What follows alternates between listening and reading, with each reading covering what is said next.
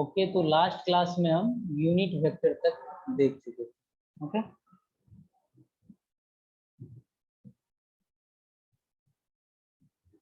ठीक।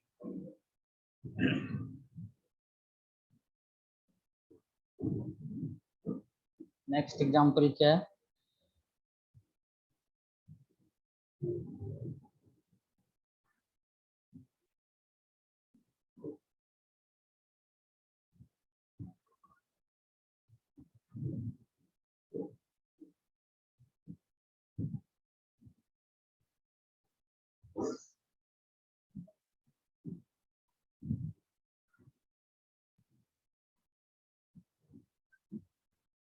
Total 4 vector A B C D, ठीक है।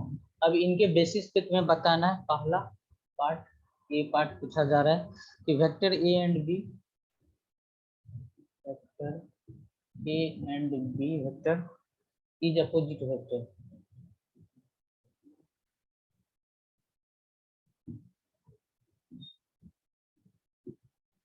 बी पार्ट में A and C is equal vector, A and vector A and C is equal vector.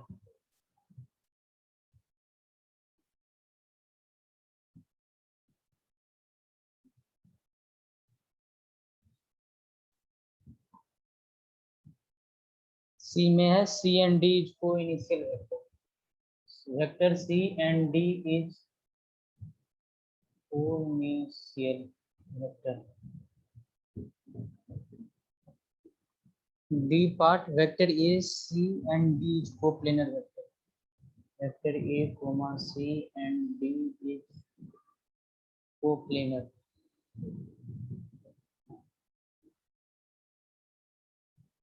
Coplanar और E part है vector A and C is concurrent vector. बताओ कौन सा सही है, कौन सा गलत है? सर हाँ सर कोप्लेनर वेक्टर क्या था, एक बार बता दीजिए। सर ये हमको नहीं दिया है कोप्लेनर। कोप्लेनर नहीं मिला है क्या? नहीं सर। नहीं सर। नहीं सर, को करंट मिला है। अच्छा चलो, नहीं मिला तो कोई बात नहीं। तो अब बाकी उसको छोड़ के डी पार्ट बोलकर तो कमेंट कर सकते हो ना।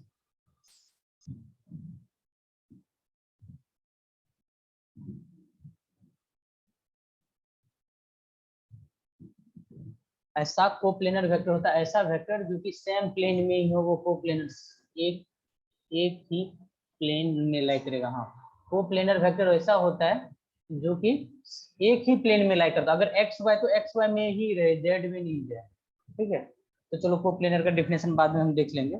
पहले यहाँ से अगला ए बी सी डी ई में कौन सही कौन गलत। पहला बताओ, A and B is opposite vector, A and B is opposite vector है ना दोनों? ऐसा है सर।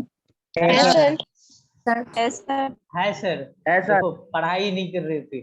नहीं सर।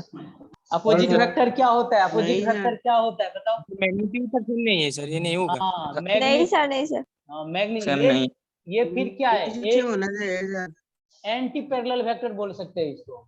ओके, और अनलाइक वेक्टर। हाँ चलो, A and C is equal vector, सही है? ए एंड सी इज सही है। ये सर। हाँ सर, ये सही है। इक्वल सर, वेक्टर सही के है। लिए मैग्नीट्यूड भी होना सेम जरूरी है, जो कि है, और सेम डायरेक्शन होना चाहिए, जो कि है। C part, C and D is coinitial vector, C and D. सही है। हाँ सही है सर। सर। है ना? सही है सर। देख लो इनिशियल स्टार्टिंग हाँ पॉइंट सर, सही है। सही है।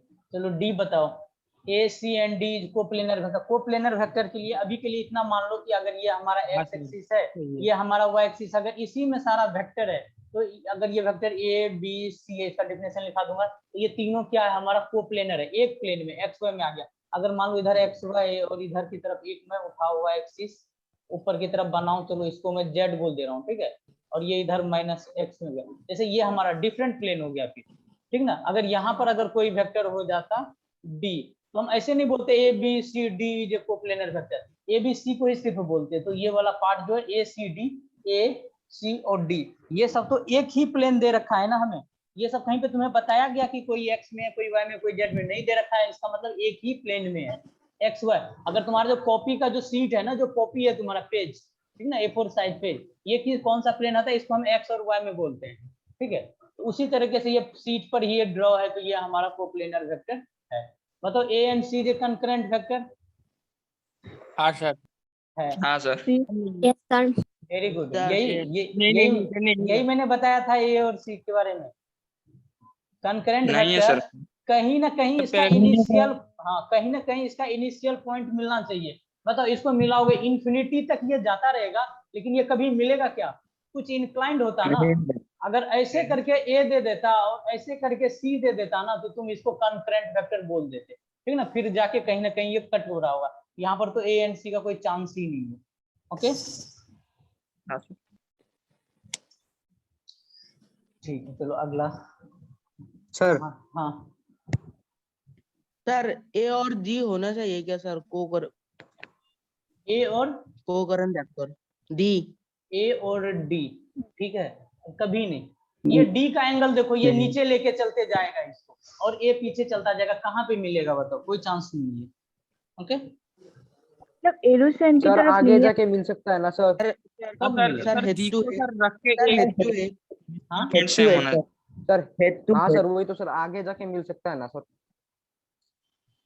सर हेड टू हेड मिल सकते Point में हैं। अरे हेड टू हेड मिलेगा तो ये इनिशियल पॉइंट होता है क्या, किसी वेक्टर का इनिशियल पॉइंट बताया था ना, ये वेक्टर है तो वेक्टर का ये हमारा इनिशियल है, इनिशियल मिलना चाहिए, ये मैंने बताया था, ये हमारा फाइनल है।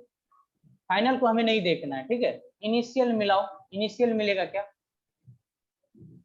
सर इनिशियल नहीं सर। सर सर अब यहाँ पे मिलना ओरिएंटेशन चाहिए सर, चेंज अगर हम लोग इसे एक्सटेंड कर दे तो। हाँ हाँ, और सर यहाँ डी पर को उठा के ए के ऊपर रख दे तो सर। ए को हाँ तुम ये सर। बोल रहे हो कि उठा शिफ्ट के कर ए के देना है, ऊपर रख दे, इधर चेंजिंग का direction.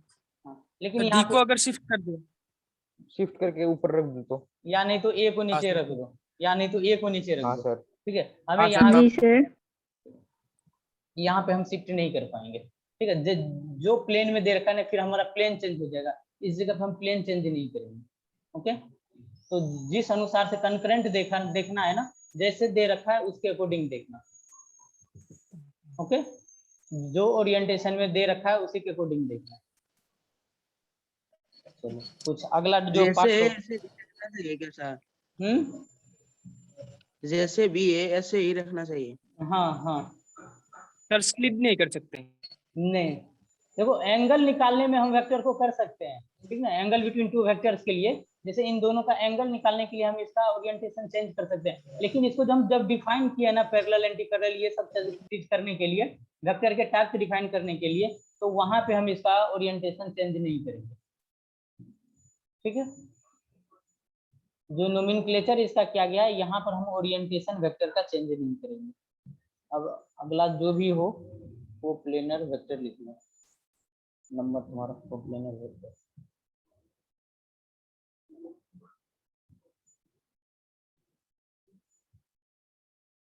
Vector which is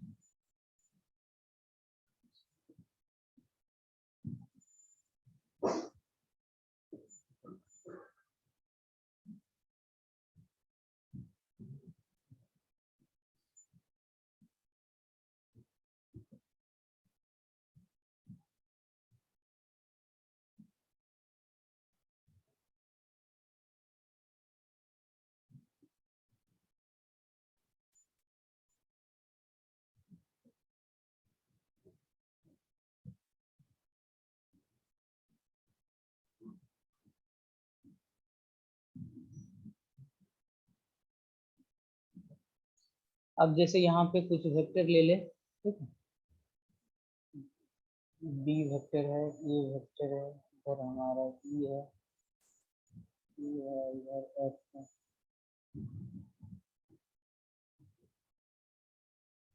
C D, ठीक है। तो यहाँ से हम बोलेंगे वो प्लेनर वेक्टर कौन कौन है, ए एंड बी है, ठीक है, सी एंड डी है, और उसके बाद हमारा ई एंड एफ है। अगर तुमसे पूछा जाए ए कोमा बी कोमा ई, बताओ नीचे वाला है क्या, ये वाला हमारा कोप्लेनर वेक्टर है, ठीक है। हाँ सर। सर हाँ सर कोई वेक्टर अगर एक्सिस पे लाई करे तो वो कौन कौन से प्लेन में होगा? अगर एक्स मतलब ये बोल रहे हो एक्स एक्सिस के अलोंग ही वेक्टर है तो सर उसे क्या कोएक्सियल वेक्टर अच्छा। कहा जाएगा?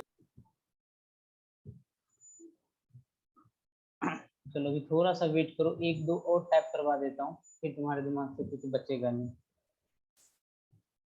तो ज्यादा हमें टाइप पे जाना नहीं है, ठीक है। जो मैथ्स वाले हैं उनको जाना फिजिक्स में उतना है नहीं होता है नहीं। चलो को एक्सियल से बताया तो याद आया, एक्सियल वेक्टर क्या होता है ये पूछा जाता है, एक्सियल वेक्टर, ठीक है। तो बताओ एक्सियल वेक्टर क्या होता है? जो वेक्टर एक्सिस में लाई करता है। Very good, it is always, कोई एक्सिस पर है तो sir it is always along the axis of rotation, ठीक है। direction of axial vector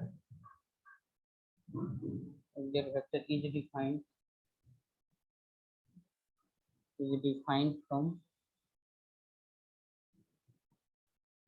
right hand thumb rule। ये रूल क्या होता है ये चीज मैं बताऊंगा, डायरेक्शन कैसे लेते हैं। अभी बस जानना है कि जो भी एक्सियल वेक्टर होगा ना वहाँ उनका डायरेक्शन हम राइट हैंड थंब रूल से निकालते हैं, ठीक है। या सर नहीं ये तो डेल्टा है क्या? क्या इसके नीचे क्या लिखा है पे सर, दूसरे लाइन पे? डायरेक्शन। डायरेक्शन। अच्छा थोड़ा थोड़ा शॉर्ट में तुम लोगों को दिक्कत हो रहा है, धीरे धीरे आदत डाल लो, क्योंकि एक ही चीज बार बार लिखना ठीक नहीं लगता है। तो मैं बहुत शॉर्ट वर्ड यूज करता हूँ, जैसे आगे से मैं वैसे direction. It is always along the axis of rotation, direction of axial vector is defined from right hand thumb rule या नहीं तो स्क्रू रूल, ठीक ना। अब देखो इसका मैक्सवेल का स्क्रू रूल बोलते हैं। मैक्सवेल का स्क्रू रूल, अभी सिंपल हम स्क्रू रूल देखेंगे। जैसे कि मान लो कि एक हमारे पास एक प्लेन है, ठीक है। अगर इस तरीके से कोई वेक्टर ये बताओ ये कैसे चल रहा है, घड़ी के अकॉर्डिंग चल रहा है ना, घड़ी का सुई से ही चलता है ना, तो इसे हम लोग क्लॉकवाइज बोलेंगे, ठीक ना। और इसे मैं CW लिखूंगा, ठीक है। शॉर्ट में हमेशा क्लॉकवाइज नहीं CW लिखेंगे। अब जैसे मान लो एक और सीट है, और यहाँ पे अब ये बताओ यहाँ पे डायरेक्शन कैसा हो गया, क्लॉकवाइज के अपोजिट, ठीक है। Anti clockwise. Anti clockwise. Anti clockwise बोलेंगे इसको, इसको ACW शॉर्ट में बोलेंगे, ठीक है। अब यहाँ पर तुम क्या कर लो, अपना राइट हैंड लो, ठीक है। राइट हैंड थंब रूल लगाओ। राइट हैंड थंब रूल क्या बोलता है, अपना तो तुम्हारा 4 फिंगर है राइट हैंड का, सारे लोग राइट हैंड ही देखेंगे, मेरा उतना सही नहीं है, ओके। ये जो 4 फिंगर है, ठीक है, इस 4 फिंगर को क्या करो, ठीक है, थंब को नहीं देखना है, उस 4 फिंगर को देखना है।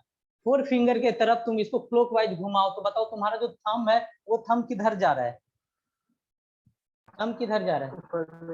सर फर्स्ट पेज में नीचे जा रहा है सर। हाँ फर्स्ट पेज में नीचे की तरफ, हाँ नीचे की तरफ, ऊपर वेरी में गुड। ऊपर आ रहा है। हाँ सब लोग करके देखो। दूसरे में एंटी क्लॉकवाइज में अब यही जो 4 फिंगर को करके देखोगे, अब यही जैसे कि तुम्हारा घड़ी जैसे चल रहा है इसमें, ठीक है, जो डायरेक्शन दे रखा उसके अकॉर्डिंग फिगर उसको थंब 4 फिंगर को कर्ल करोगे तो तुम्हारा थंब जो आएगा ऊपर की तरफ होगा। तो थंब जो देता है ना वो हमें डायरेक्शन देता है, ठीक है। तो इसके बारे में हम डिटेल में करने वाले करेंगे आगे, ठीक है। तो यहाँ पे हमें मिलेगा दीजिए सर।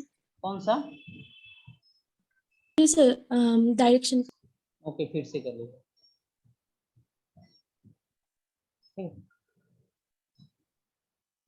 समय में सर स्क्रीन थोड़ा ऊपर दिखा, ओके मैं दिखा दूंगा।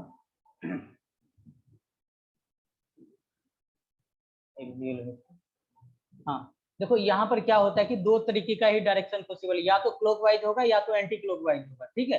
अब तुम क्या कर लो ना, अगर तुम्हें ज्यादा समझ में नहीं आ रहा, जो तुम्हारा रिंग होता है, ठीक है, रिंग होता है ना, ये तुम्हारा रिंग हो गया, ठीक, ये रिंग पकड़ लो तो ठीक ना, अगर तुम्हारे पास रिंग होगा तो रिंग पकड़ लो। चलो अगर इस तरीके से हमें एक बार चलना है तो रिंग के तरफ क्या कर दो, 4 फिंगर जो है अब तुम एडजस्ट इधर कर दोगे, 4 फिंगर ना इसके अलोंग लगा दो, ठीक है, इधर, क्योंकि हमें इधर ही घूमना है तो इधर घुमा दो। तो जो तुम्हारा थंब होगा वो थंब देखो ना, वो थंब तुम्हारा कहाँ चला जाएगा, वो अंदर के तरफ पॉइंट करेगा, कर रहा होगा सबका, ठीक है। तो ये थंब जो अंदर की तरफ जा रहा है इसे हम क्या बोलते हैं, डाउनवर्ड, ठीक है। अगर बाहर की तरफ हमारा चल गया तो इसे हम बोलते हैं अपवर्ड। अगर हम एंटी क्लॉकवाइज चलेंगे यही चीज हमारा क्या हो जाएगा, अपवर्ड की तरफ जाएगा, ठीक है। अब क्लियर हुआ,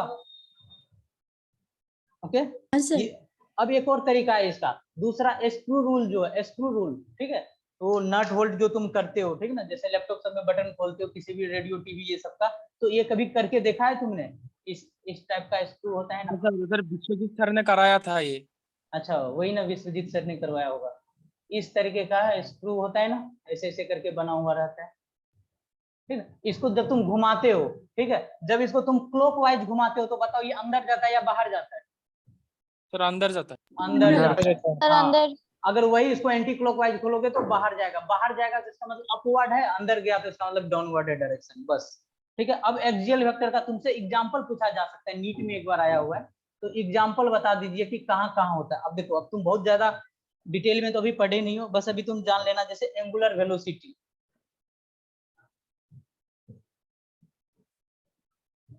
जब हम सेंटर ऑफ मास में देखो एंगुलर वेलोसिटी का भी हम डायरेक्शन ऐसे करके देखेंगे, एक दो देख लेते हैं, फिर एंगुलर एक्सीलरेशन भी,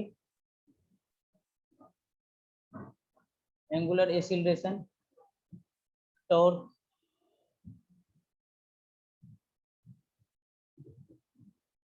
एंगुलर मोमेंटम,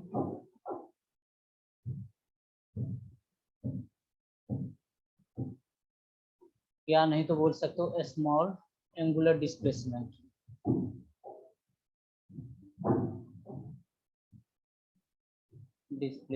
याद नहीं रखना है एग्जांपल, बस कॉपी में नोट डाउन करके रखना है, ठीक है। जब तुम अभी सेंटर ऑफ मास करेंगे तो सब क्लियर हो जाएगा, जब इन सब का हम डायरेक्शन देखते हैं तो, ठीक है। एक चीज और देख लो, पोलर, ये सब ना बहुत ज्यादा नाम डिफाइन कर दिया गया है, ठीक ना, इतना टाइप हमारा काम का होता नहीं है, और टाइप पूछा भी नहीं जाता कि क्या क्या होता है, टाइप बताइए। Parallel, anti parallel, equal, opposite, इतना तक काफी है, परपेंडिकुलर। अब जैसे पोलर वेक्टर बता सकते हो क्या होता है, थोड़ा बहुत बताया था सर पिछले क्लास में इसके बारे में। If initial point and line of application remains same is called polar vector. वो इनिशियल वेक्टर और पोलर वेक्टर दोनों लगभग सेम ही है, ठीक है। तो पोलर टर्म फिजिक्स में हम जनरली यूज करते हैं, initial point and line of application,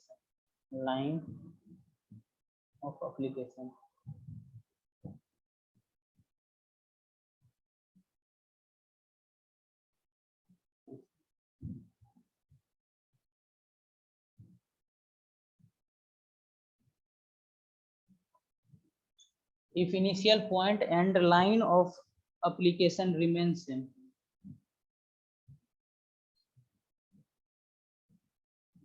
example displacement,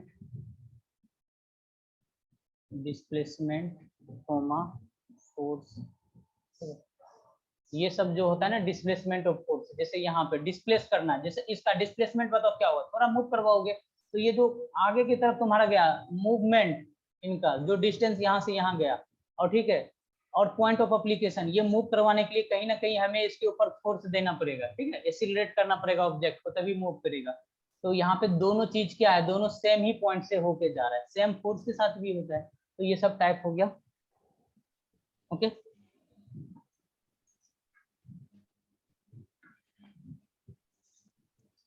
चलो यूनिट वेक्टर तो करवा ही दिया था, अगला देखते हैं। सर हाँ sir axial fixer equation, sir axial vector का एक क्वेश्चन था। हाँ हाँ, सर अगर एक वेक्टर एक्सेल वेक्टर है तब वो कोप्लेनर हो सकता है क्या नहीं? एक्सियल वेक्टर कोप्लेनर, कोप्लेनर मतलब एक प्लेन में होना चाहिए, देख लो ना, हाँ सही है, प्लेन तो सेम ही होगा, ठीक है, हो सकता है प्लेन तो सर। सेम, हाँ प्लेन तो सेम ही होगा, क्योंकि दो प्लेन, दो डिफरेंट प्लेन से हम एक्सियल वेक्टर नहीं ला सकते, एक प्लेन होना चाहिए, ये चीज जाके रोटेशन में तुम्हारा क्लियर होगा। तो आगे देखते हैं हम multiplication of vector with scalar.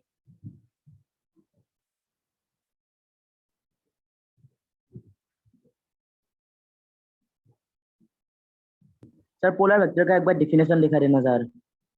Notes मिल जाएगा ना, नोट्स मिल जाएगा ना सबको, बस देखते चलो ना, स्क्रीनशॉट लेना है क्या? Multiplication of vector with a scalar, okay. तो इसका case 1,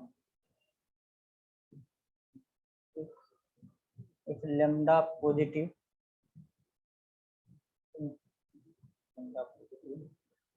then by multiplying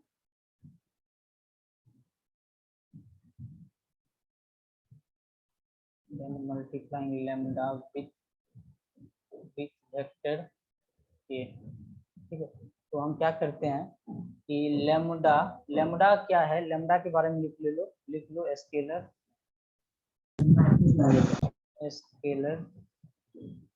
lambda scalar comma positive quantity, ठीक है।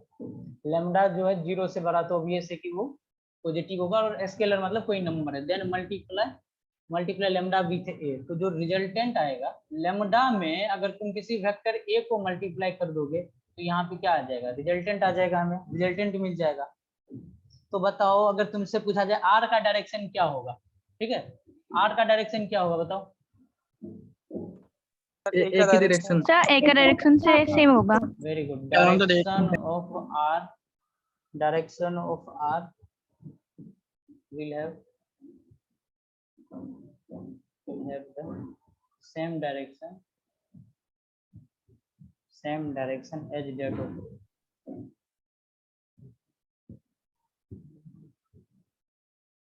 but चेंज क्या होगा फिर, but its magnitude magnitude change होगा सर। सर लैम्डा टाइम्स चेंज होगा। हाँ, but its magnitude becomes lambda times as that of a, ठीक ना। तो जो रिजल्टेंट होगा वो ए के ही डायरेक्शन में होगा, और लेकिन क्या होगा कि जितना लेमडा दोगे उतना वो क्या हो जाएगा, मल्टीप्लाई हो जाएगा यहाँ पे, ठीक। अगर तुमसे पूछा जाए क्या आर और ए दोनों पैरेलल वेक्टर है यहाँ पे, ठीक है, ये जो तुम्हारा R equal to lambda into A dash है, अगर मैं पूछूं क्या कि ये दोनों पैरेलल वेक्टर है, यस सर। हाँ सर। आर एंड होगा sir. A R G sir. Parallel vector, ठीक है, पैरेलल होगा। देखो मान लो जैसे वेक्टर हमारा ये ए है, ठीक है, ए, और इसमें ए का मान लो मैग्नीट्यूड 2 यूनिट है, ठीक है, और लेमडा का वैल्यू मान लो कि तुम्हारा कितना है, 3 है, तो यहाँ पर क्या हो जाएगा, रिजल्टेंट क्या हो जाएगा, लेमडा इंटू ए डैश, जो कि कितने के बराबर हो जाएगा, 6 यूनिट के बराबर हो जाएगा, तो मतलब इसका 3 टाइम्स हो जाएगा, लेकिन रहेगा तो दोनों सेम ही डायरेक्शन में, ठीक है। तो ये कहना हमारा सही है, दोनों जो है हमारा पैरेलल वेक्टर है, ओके, इसमें कोई दिक्कत नहीं। Case 2,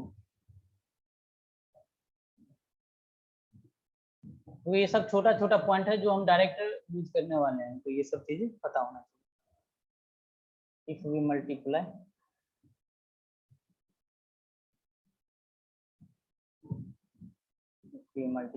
negative vector scalar lambda, अगर हम क्या करते हैं लेमडा से मल्टीप्लाई कर देते तब क्या होगा सर एंटी पैरेलल। हाँ, then direction becomes opposite, direction change हो जाएगा। ये सर डायरेक्शन अपोजिट हो जाएगा। Then direction of vector A becomes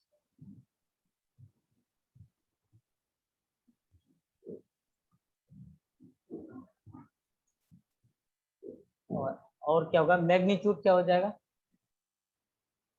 also sir lambda time change हो जाएगा। लैम्डा लेमदा टाइम चेंज होगा। Also magnitude will be lambda time.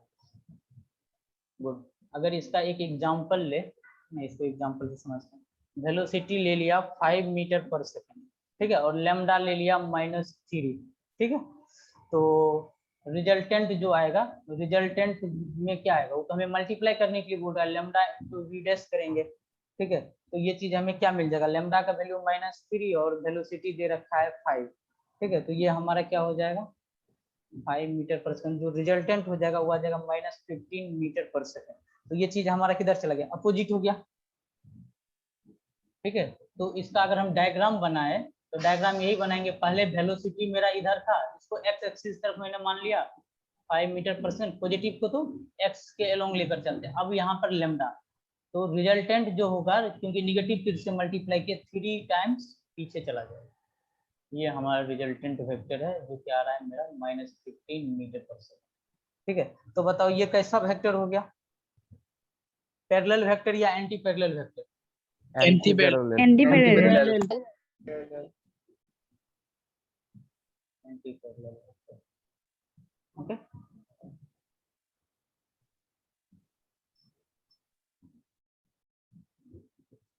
अब अगला हेडिंग है हमारा addition of 2 vector.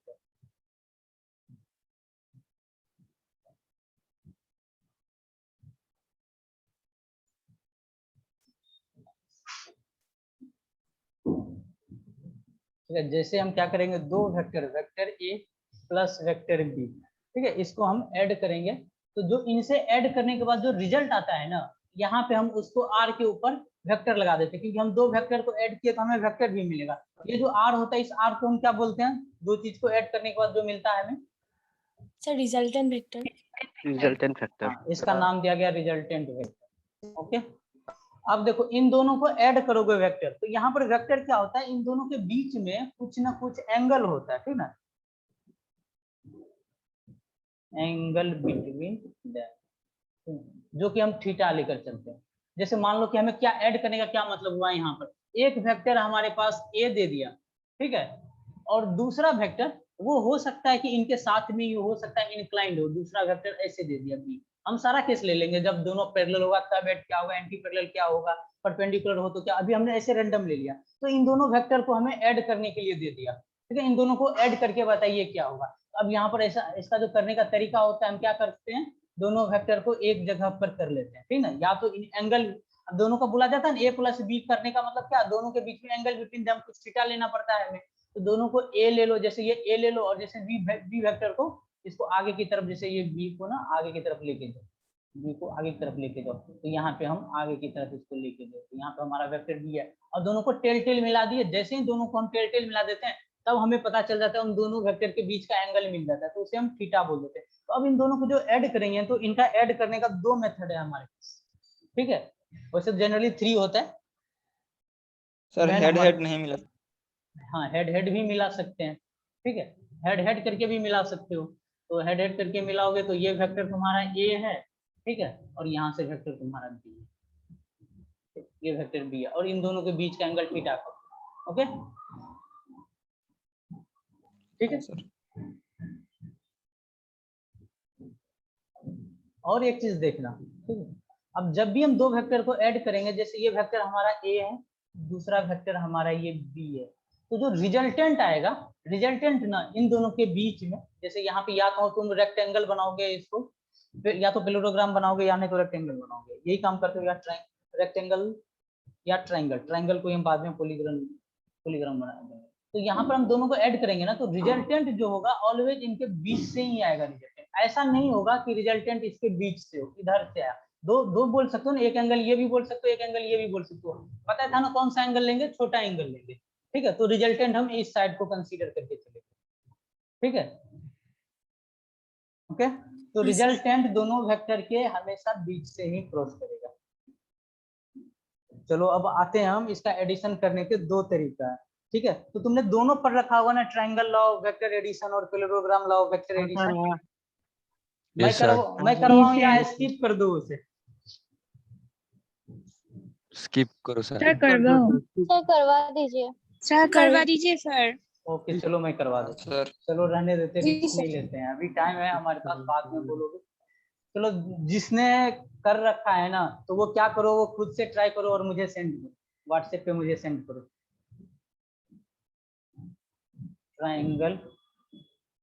Triangle law of vector addition. और ना तुम लोग जब भी क्लास करो तो एयरफोन के साथ क्या करो, एयरफोन ब्लूटूथ लेके क्लास करो, वो ज्यादा ठीक रहता है। ठीक है, अब ट्रायंगल लॉ सबसे हम पहले देखते हैं, triangle law of vector addition. अब देखो ट्रायंगल लॉ में जैसे दो वेक्टर हमें गिवन है, सपोज हमारा वेक्टर ए ये है और बी वेक्टर ये है और इसके बीच में एंगल थीटा है। ठीक है, हमें इसी को बोला गया कि आप इसको ऐड करिए, लेकिन किस मेथड से? ट्रायंगल मेथड से। ठीक है, तो ट्रायंगल मेथड से हम कैसे सॉल्व करते हैं, इसे हमें ट्रायंगल बनाना है। ठीक है, तो इसको हम क्या करते हैं, जैसे ये हमारा वेक्टर ए हो गया और ये वेक्टर बी को हम कहीं पर भी शिफ्ट कर सकते हैं। तो जैसे हमारे पास ये एग्जांपल था, ये रहा और हमारा ये रहा, तो इसे हम वेक्टर बी को चाहे तो हम यहाँ पर भी लाके रख सकते हैं, कोई दिक्कत नहीं है। ओके, तो हम इस वेक्टर बी को यहाँ पर लेके आ गए, वेक्टर बी को यहाँ पे लेके आ गए। तो बताओ कि ये वाला पार्ट एक जो है, ठीक है, अब यहाँ पर देखो इस वेक्टर का कि ये क्या है, हमारा टेल है, ये हेड है,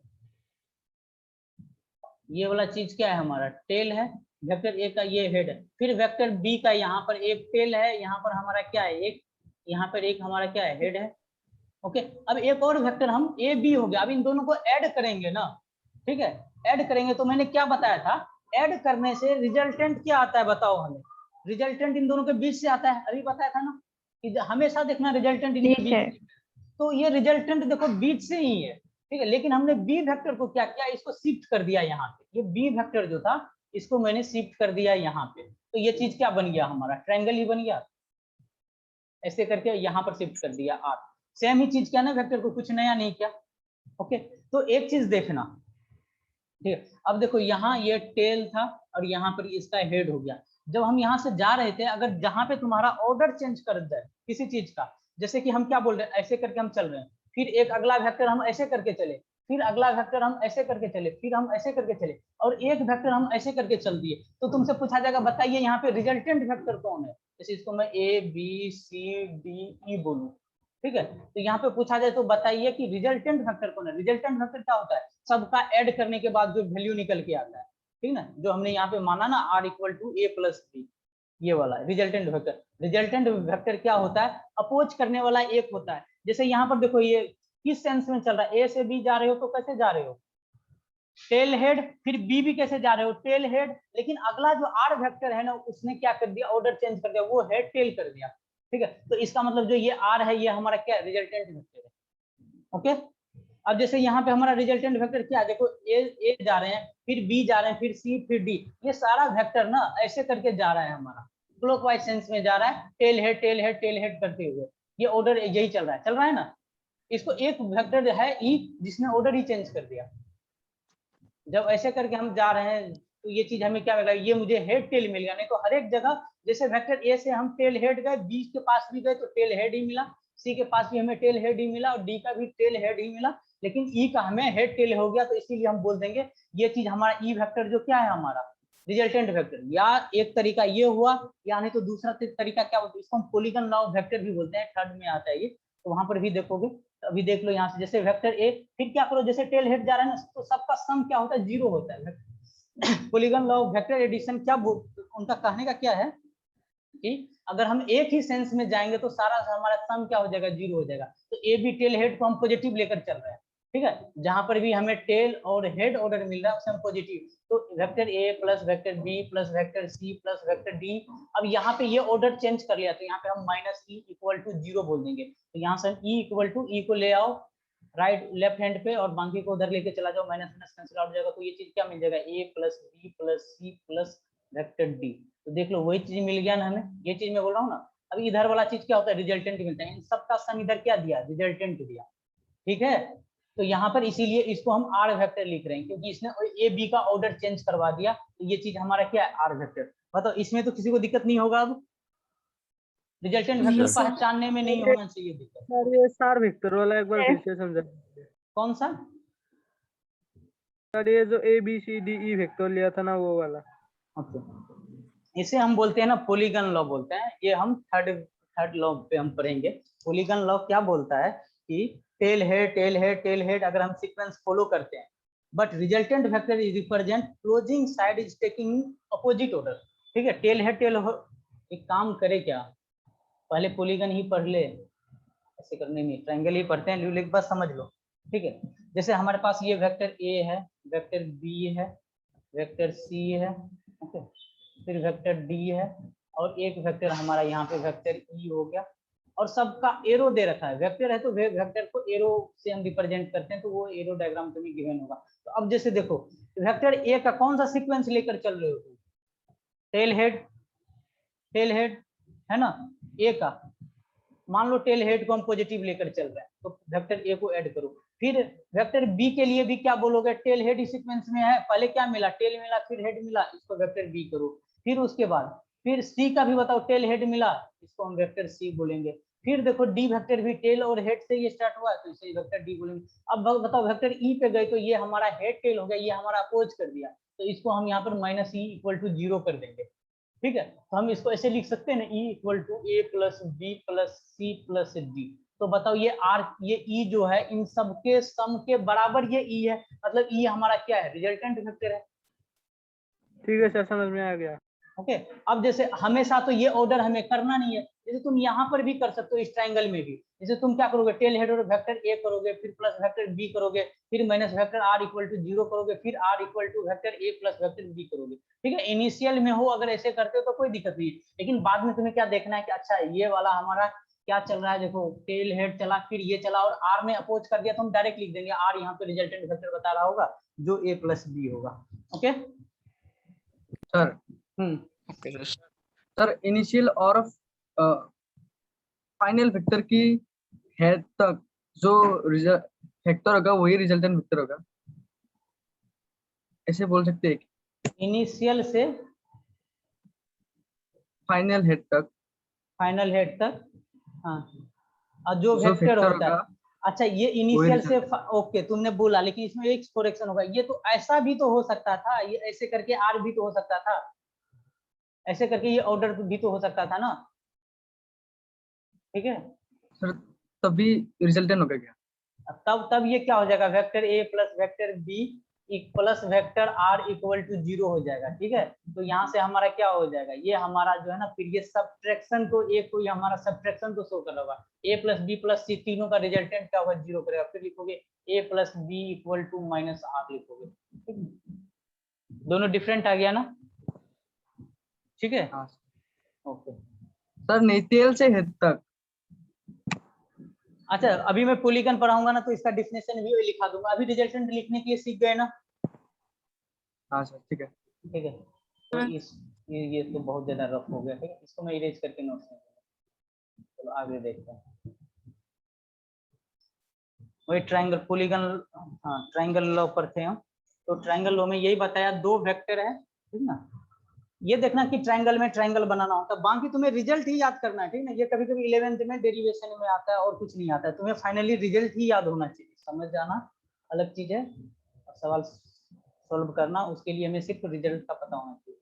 वेक्टर ए और ये वेक्टर बी है, और ये बीच का एंगल थीटा है। ओके, तो हमने इसे क्या किया, ऐसे करके वेक्टर ए बनाया, और यहाँ पर वेक्टर बी लेकर गए, और ये चीज हमारा वेक्टर आर हो गया। ठीक ना, अब इसको हमने रिजल्टेंट वेक्टर बोलते हैं। ओके, और इसको थोड़ा सा अगर आगे बढ़ा दो ऐसे करके, एक यहाँ पे परपेंडिकुलर ड्रॉप कर दो, कर सकते हैं अपने मन से। हमने थोड़ा सा ये लेंथ बढ़ा के परपेंडिकुलर दे दिया। ठीक है, तो जैसे इसको चलो कुछ नोमेनक्लेचर करना हो तो इसको ओ बोल दो, इसे इस पॉइंट को पी बोल दो, इसको एन बोल दो, इसको क्यू बोल दो। ऐसे ही हमने अपने मन से कुछ नाम दे दिया। तो अब बताओ कि ट्रायंगल पी क्यू एन, ठीक है, पी क्यू एन दिख रहा होगा ट्रायंगल। इसमें अगर मैं बोलूं कि तुम्हें साइन थीटा लिखा हो, क्या होगा? साइन थीटा बताओ क्या होगा? अच्छा साइन थीटा, इसको 90, इसको थीटा मान लो, ठीक ना, इसको हमने अपने मन से थीटा बोला है, इसको थीटा क्यों बोला है बताओ? व्हेन ये एंगल बिटवीन टू वेक्टर क्या है? थीटा है। बताओ यहाँ पे ए और बी के बीच का थीटा क्या, ये वाला होगा थीटा कि ये वाला होगा? ये वाला होगा या डबल टिक वाला होगा? सिंगल टिक वाला होगा ना, क्योंकि हमें हाँ सर। हाँ, क्योंकि ए को थोड़ा सा आगे बढ़ा देंगे तो हमें फिर टेल टू टेल मिल जाएगा, ओके, या हेड टू हेड मिल जाएगा, ये तरीका होता है ना। तो ये हमारा थीटा हो गया, ओके। अच्छा बताओ अब साइन थीटा लिखा हो, बताओ साइन थीटा क्या बोलोगे? Perpendicular upon base, perpendicular Q N divided by base, base क्या बोलोगे? PQ परपेंडिकुलर सर बेस नहीं सर, हाइपोटेन्यूज। हाँ sorry, perpendicular divided PQ by sir, hypotenuse, PQ हो जाएगा। ये चीज हमारा क्या हो जाएगा बताओ? ठीक है सर QN/B। हाँ, ये आ जाएगा हमारा क्यू एन डिवाइडेड बाय, और ये वाला जो वेक्टर है PQ किसके बराबर है बताओ? B के बराबर है, इसको B के मैग्नीट्यूड के बराबर होगा, इसको B बोल दो। तो यहाँ से बताओ कि अगर यहाँ से मैं पूछूं QN का वैल्यू कितना आया, बताओ QN का वैल्यू कितना आया? B sin theta. B sin theta, okay. Similarly इसी ट्रायंगल में अगर मैं पूछूं कि cos थीटा लिखाओ क्या होता है? cos थीटा होता है B/H, ठीक है। बताओ क्या होता है? Base sir PN/PQ।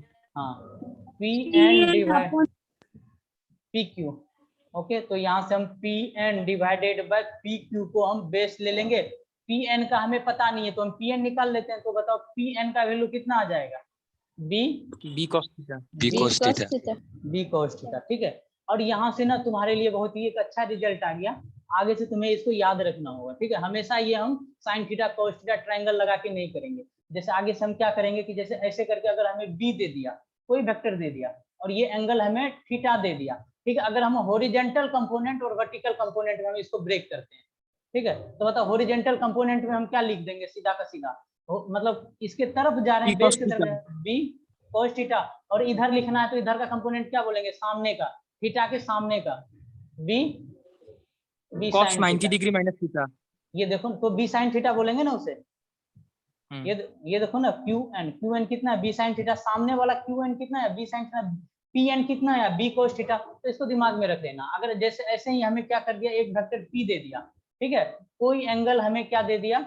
30 डिग्री, तो हम इधर तुरंत क्या कर देंगे? इसको बोल देंगे P cos 30 डिग्री। इसके तरफ हम तोड़ेंगे, ठीक ना, इसको क्या बोल देंगे? P cos 30 डिग्री, और दूसरा वेक्टर आएगा उसको क्या बोल देंगे इधर का? P sin 30 degree. फिर क्या होता है? ये चीज ब्रेक हो जाता है, इसका हम दो कंपोनेंट ब्रेक कर दिए, ठीक ना। अभी ये चीज हम कंपोनेंट ऑफ वेक्टर में देखेंगे अच्छे से, फिर तुम्हें समझ में आएगा। अभी के तरफ कुछ चीजें याद रख लोगे तो ठीक होगा। B को हॉरिजॉन्टल लेके चलते हैं तो B cos थीटा, परपेंडिकुलर लेके चलते हैं तो B sin थीटा होता है। हाँ सर यहाँ पे तो PN का मैग्नीट्यूड B cos थीटा है, तब OP का मैग्नीट्यूड कैसे B cos थीटा हो सकता है?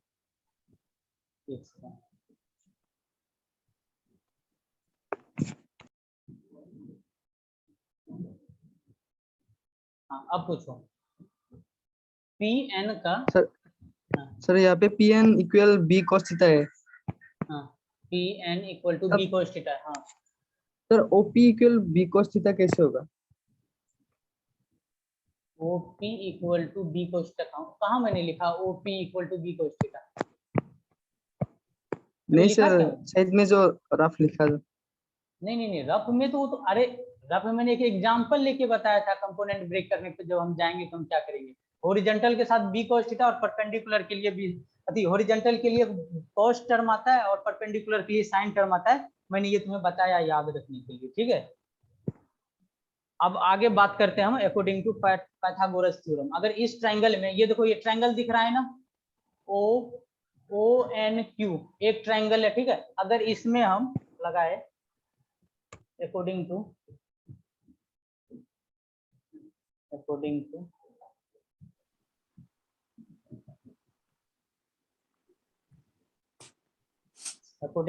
टू पाइथागोरस थ्योरम, तो बताओ क्या होता है पाइथागोरस का? h square equal to p square plus b square, hypotenuse equal to perpendicular base. तो यहाँ से बताओ कि क्या हो जाएगा हमारा? h किसके बराबर है? h जो है, ठीक है, h हमारा है OQ, ठीक है, तो यहाँ से हम लिखेंगे ओ क्यू का square equal to perpendicular, perpendicular बताओ क्या है, क्यू एन का स्क्वायर प्लस बेस बताओ, बेस कितना है, बेस बताओ कितना है,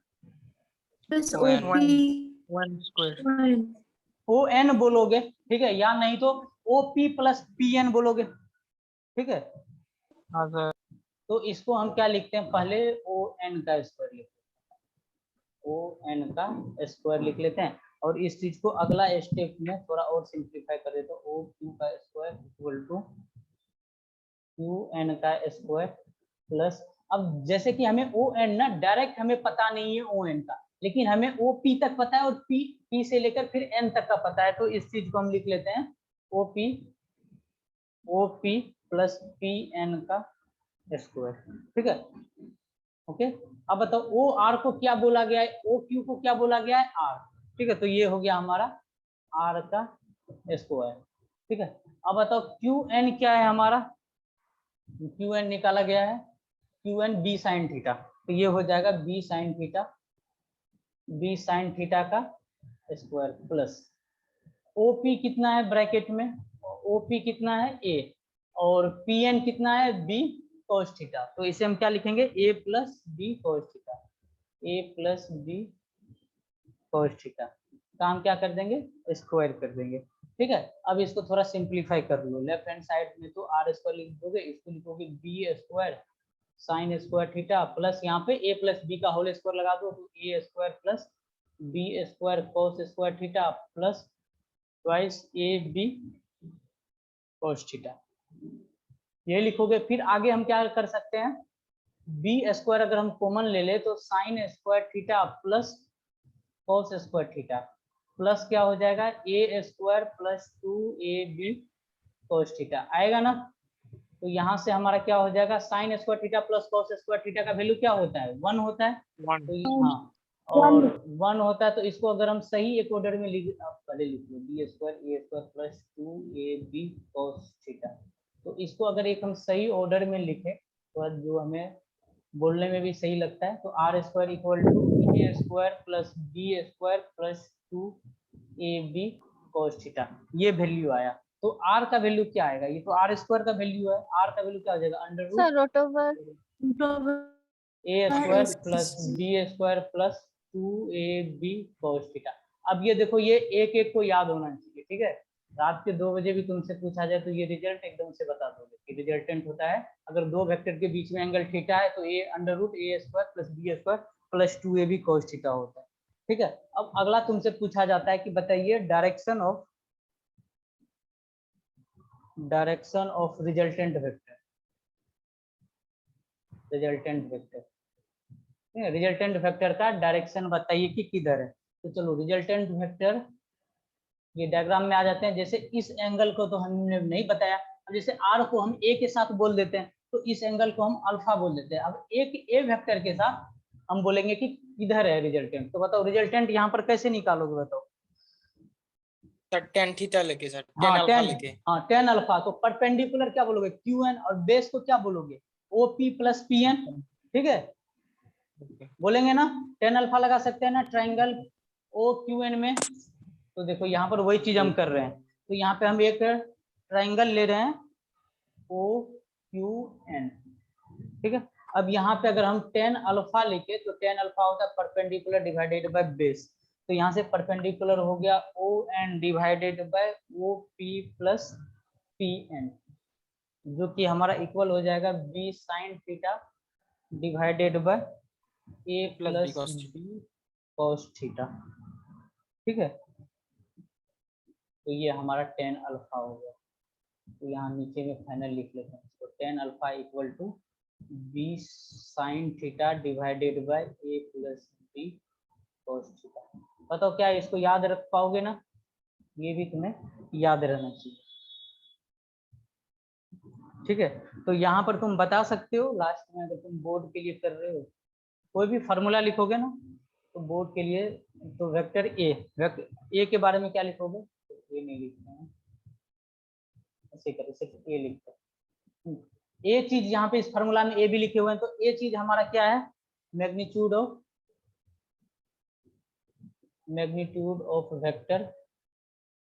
वेक्टर ए। बी क्या है हमारा, मैग्नीट्यूड ऑफ वेक्टर बी। ठीक है, थीटा क्या है हमारा, angle between vector A and vector B. Okay, alpha क्या है हमारा, डायरेक्शन ऑफ आर वेक्टर, मतलब direction of resultant vector from A. जैसे देखो ए से ही अल्फा लिया गया है ना, ट्रायंगल में देखो ए से ही अल्फा लिया गया है आर तक, वही चीज यहाँ पे लिखा गया। तो ये तुम्हारा कंप्लीट हो गया triangle law of vector addition. ठीक है, सेम इसी के तरह होता है पॉलीगन लॉ। ओके, चलो ट्रायंगल लॉ में किसी को दिक्कत नहीं हुआ ना? No sir. No sir.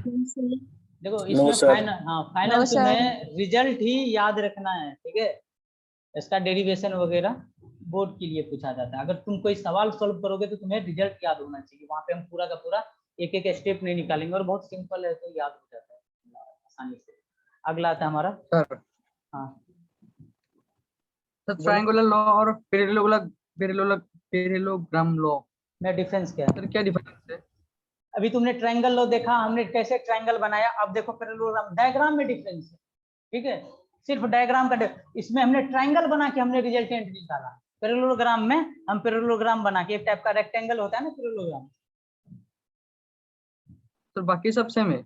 हाँ, बाकी सब सेम है, देख लो ना, बाकी कुछ नहीं करेंगे, वही सेम ही करेंगे। पैरेललोग्राम लॉ ऑफ, और तुम्हें ना parallelogram law of vector addition, parallelogram law of vectors, ठीक ना, तुम्हें पैरेललोग्राम लॉ ही लगाना है। ठीक है, अब जैसे इसमें क्या है, जैसे पहले वाला ही दो वेक्टर ले लेते हैं। ठीक है, ये वेक्टर था, वेक्टर ए था, और ये वेक्टर बी था, और इसके बीच का एंगल क्या था, थीटा था। तुमने क्या किया था, यहाँ पे बी को शिफ्ट किया था, फिर तुमने एक ट्रायंगल के फॉर्म में इसको ले आया था। यहाँ पर हम वो सब चीज करने वाले नहीं है। ठीक है, यहाँ पर जो मेन जो वेक्टर का रियल कॉन्सेप्ट है कि रिजल्टेंट जो होता है ना इसके बीच से निकलता है। ओके, वो चीज हम करने वाले हैं। यहाँ पर हम वेक्टर को बी को जैसे ही यहाँ पर शिफ्ट किए थे, ये हमारा एक ट्रायंगल बन गया था। यहाँ पे इसे हमें पैरेललोग्राम बना के हमें सोल्व करना है। तो इसका हम डायग्राम यहाँ पे बना रहा है, थोड़ा सा बड़ा डायग्राम रहेगा तो सही रहेगा। ये हमारा वेक्टर ए है। ठीक है, ये हमारा वेक्टर बी है। ठीक है, और दोनों वेक्टर के बीच का एंगल क्या है, थीटा है। जैसे यहाँ पे तुमने पहले तक शिफ्ट किया था, फिर इसको एंगल को तुमने थीटा बोला था, यहाँ पे डायरेक्ट थीटा है। और उसके बाद क्या कर रहा हूँ, मैं बोल रहा हूँ कि जो रिजल्टेंट होता है वो इनके बीच से निकलता है। तो देखो, जब इसको बनाओ, एक रेक्टेंगल बनाओ, बताओ इसको रेक्टेंगल कैसे बनाएंगे? ये मैं हमेशा करूंगा, दो वेक्टर रहेगा ना। जैसे नीचे का जो ए है वेक्टर को, इसको शिफ्ट कर दो, इसी वेक्टर को ऊपर शिफ्ट कर दो, तो बताओ कि ये इसका डायग्राम थोड़ा सा सही बनाओ। तो क्या इतना जितना लेंथ नीचे में जिस तरीके से, उतना ही ये जाएगा ए। ये वेक्टर ए ऊपर चला गया, वेक्टर बी को भी इसी के अकॉर्डिंग, जैसा वेक्टर बी है वैसा इसको शिफ्ट कर दो। यहाँ पे वेक्टर बी हो गया, इस पॉइंट को और यहाँ पे इन दोनों को मिला दो, ये तुम्हारा रिजल्टेंट हो जाएगा। ये तुम्हारा रिजल्टेंट हो जाएगा, और ये बहुत काम में आएगा आगे। ठीक ना, इस तरीके का ड्राइंग करोगे हमेशा दिमाग में, तब रिजल्टेंट निकालोगे। बहुत तो ऐसे कर देगा, झटाक से आर करके ऐसे कर देगा, लेकिन वो पैरेलल नहीं करता है। तो बाकी एंगल वंगल निकालने में ना बहुत मदद होता है। तो हम लास्ट में वो देख ही लेंगे आज के लेक्चर में। तो ये जो बीच से जो निकला, इसी को हम रिजल्टेंट बोलते हैं। यही चीज हमें क्या देता है, सम देता है। ठीक ना, vector A plus vector B का सम देता है, vector A plus vector B का सम देता है। अब आगे हम क्या करेंगे, अब यहाँ पे हम परपेंडिकुलर ड्रॉप करेंगे। क्या, जैसे यहाँ पर भी हम परपेंडिकुलर ड्रॉप कर रहे थे, अब यहाँ पर एक हम परपेंडिकुलर ड्रॉप करते हैं। तो यहाँ पे हमने एक परपेंडिकुलर ड्रॉप कर दिया, इसको थोड़ा सा आगे बढ़ा दिया। ठीक है, तो ये चीज हमारा क्या हो गया, 90 डिग्री। और ये एंगल बता सकते हो, ये एंगल क्या होगा, थीटा ही होगा ना। ये वेक्टर बी है और ए को ही हमने थोड़ा आगे, ये एंगल थीटा ही होगा। ठीक है, और ये वाला वेक्टर क्या है, ये तो हमारा बी ही है। इधर चला गया, पास में देते हैं, ये हमारा बी हो गया। अब बताओ, जो चीज हम पहले कर रहे थे, अब बताओ रिजल्टेंट वेक्टर और ए के बीच के वेक्टर को हम क्या बोल रहे थे, अल्फा बोल रहे थे ना, डायरेक्शन के लिए। आर और ए के बीच के एंगल को अल्फा बोला गया था। यहाँ पे ये लो, यहाँ पे अल्फा बोल, ए और बी के बीच का एंगल थीटा। ओके, ठीक है, अब बताओ ये वाला लेंथ कितना होगा, ये वाला लेंथ, अगर ये वाला वेक्टर b है तो ये लेंथ बताओ कितना होगा, और नीचे वाला लेंथ बताओ कितना होगा, b sin थीटा। ये वाला यही हो नीचे वाला को हम बोलेंगे b cos थीटा, ठीक है, और ऊपर वाले को क्या बोलेंगे हम b sin थीटा। ये मैंने ये मैंने डायरेक्ट रिजल्ट लिख लिया जो पिछले बार किया था, क्या वही सेम आएगा कि नहीं आएगा, आएगा। इसको नाम दे दो कुछ, इसको p बोल दो, इसको o बोल दो, और इसको m यहाँ पे m बोल दो, ठीक है, इस पॉइंट को n बोल दो। तो अगर यहाँ से अगर रिजल्टेंट निकालोगे r बराबर r का स्क्वायर लिखोगे, पाइथागोरस लगाओ तो क्या बोलोगे, अंडर r का स्क्वायर बराबर बेस का स्क्वायर प्लस परपेंडिकुलर का स्क्वायर। बेस के स्क्वायर में क्या है बताओ, ए वेक्टर a है प्लस b cos थीटा है, ठीक है, इसका स्क्वायर करना पड़ेगा प्लस, उसके बाद परपेंडिकुलर में जो है, परपेंडिकुलर में क्या है b sin थीटा है, उसका स्क्वायर। मतलब मैंने 2-3 स्टेप एकदम डायरेक्ट गायब कर दिया, कोई दिक्कत तो नहीं है ना। यहाँ पे हम ट्राइंगल है, फिर ट्राइंगल का परपेंडिकुलर निकाल रहे हैं, पाइथागोरस लगा रहे हैं, ये सब चीजें कर सकते हैं ना, कोई दिक्कत नहीं है। नहीं सर, करना पड़ेगा क्या, मतलब वो करूँ वापिस से, कर लोगे ना समझ। हाँ चलो, a square plus b square, इसका स्क्वायर करेंगे cos square theta plus 2ab cos theta, और इधर से आ जाएगा हमारा b square sin square theta. बताओ सिमिलर उसी की तरह गया था, बस डायग्राम का डिफरेंस आया था। अब यहाँ से हम क्या लेंगे, b स्क्वायर कॉमन ले लेते हैं, तो a स्क्वायर प्लस यहाँ से b स्क्वायर कॉमन ले लेंगे तो cos square theta plus sin square theta आएगा, और प्लस यहाँ से 2ab cos थीटा आता है। तो जो ब्रैकेट में टर्म है sin square theta plus cos square theta क्या होता है, 1 के बराबर होता है। तो यहाँ से हम a square plus b square plus 2ab cos theta, ये हमारा क्या हो गया, r का स्क्वायर हो गया। ओके, तो यहाँ से हमारा r का वैल्यू कितना हो गया, under root a square plus b square plus 2ab cos theta, ठीक है। ये रिजल्टेंट का फॉर्मूला यहाँ से भी बिल्कुल सेम ही है। अब डायरेक्शन पूछा जाएगा, चलो tan अल्फा बताओ, tan अल्फा क्या बोलोगे, perpendicular upon base b sin theta divided bye a plus b cos theta हो गया, tan alpha b sin theta divided bye a plus b cos theta. Okay, सही लिखा है ना, परपेंडिकुलर में b sin थीटा, ठीक है।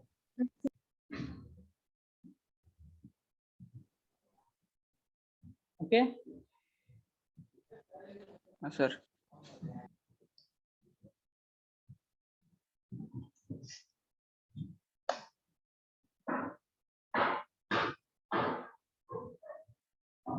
एक बार देख लो, कोई दिक्कत तो नहीं है इसमें, कुछ तो पूछना तो नहीं है, इसका कुछ स्पेशल केस पे आता है। ओके, चलो अगर मैं बोलूं, ये सब चीज डायरेक्ट याद रखना, तुम्हें स्पेशल केस क्या बात है,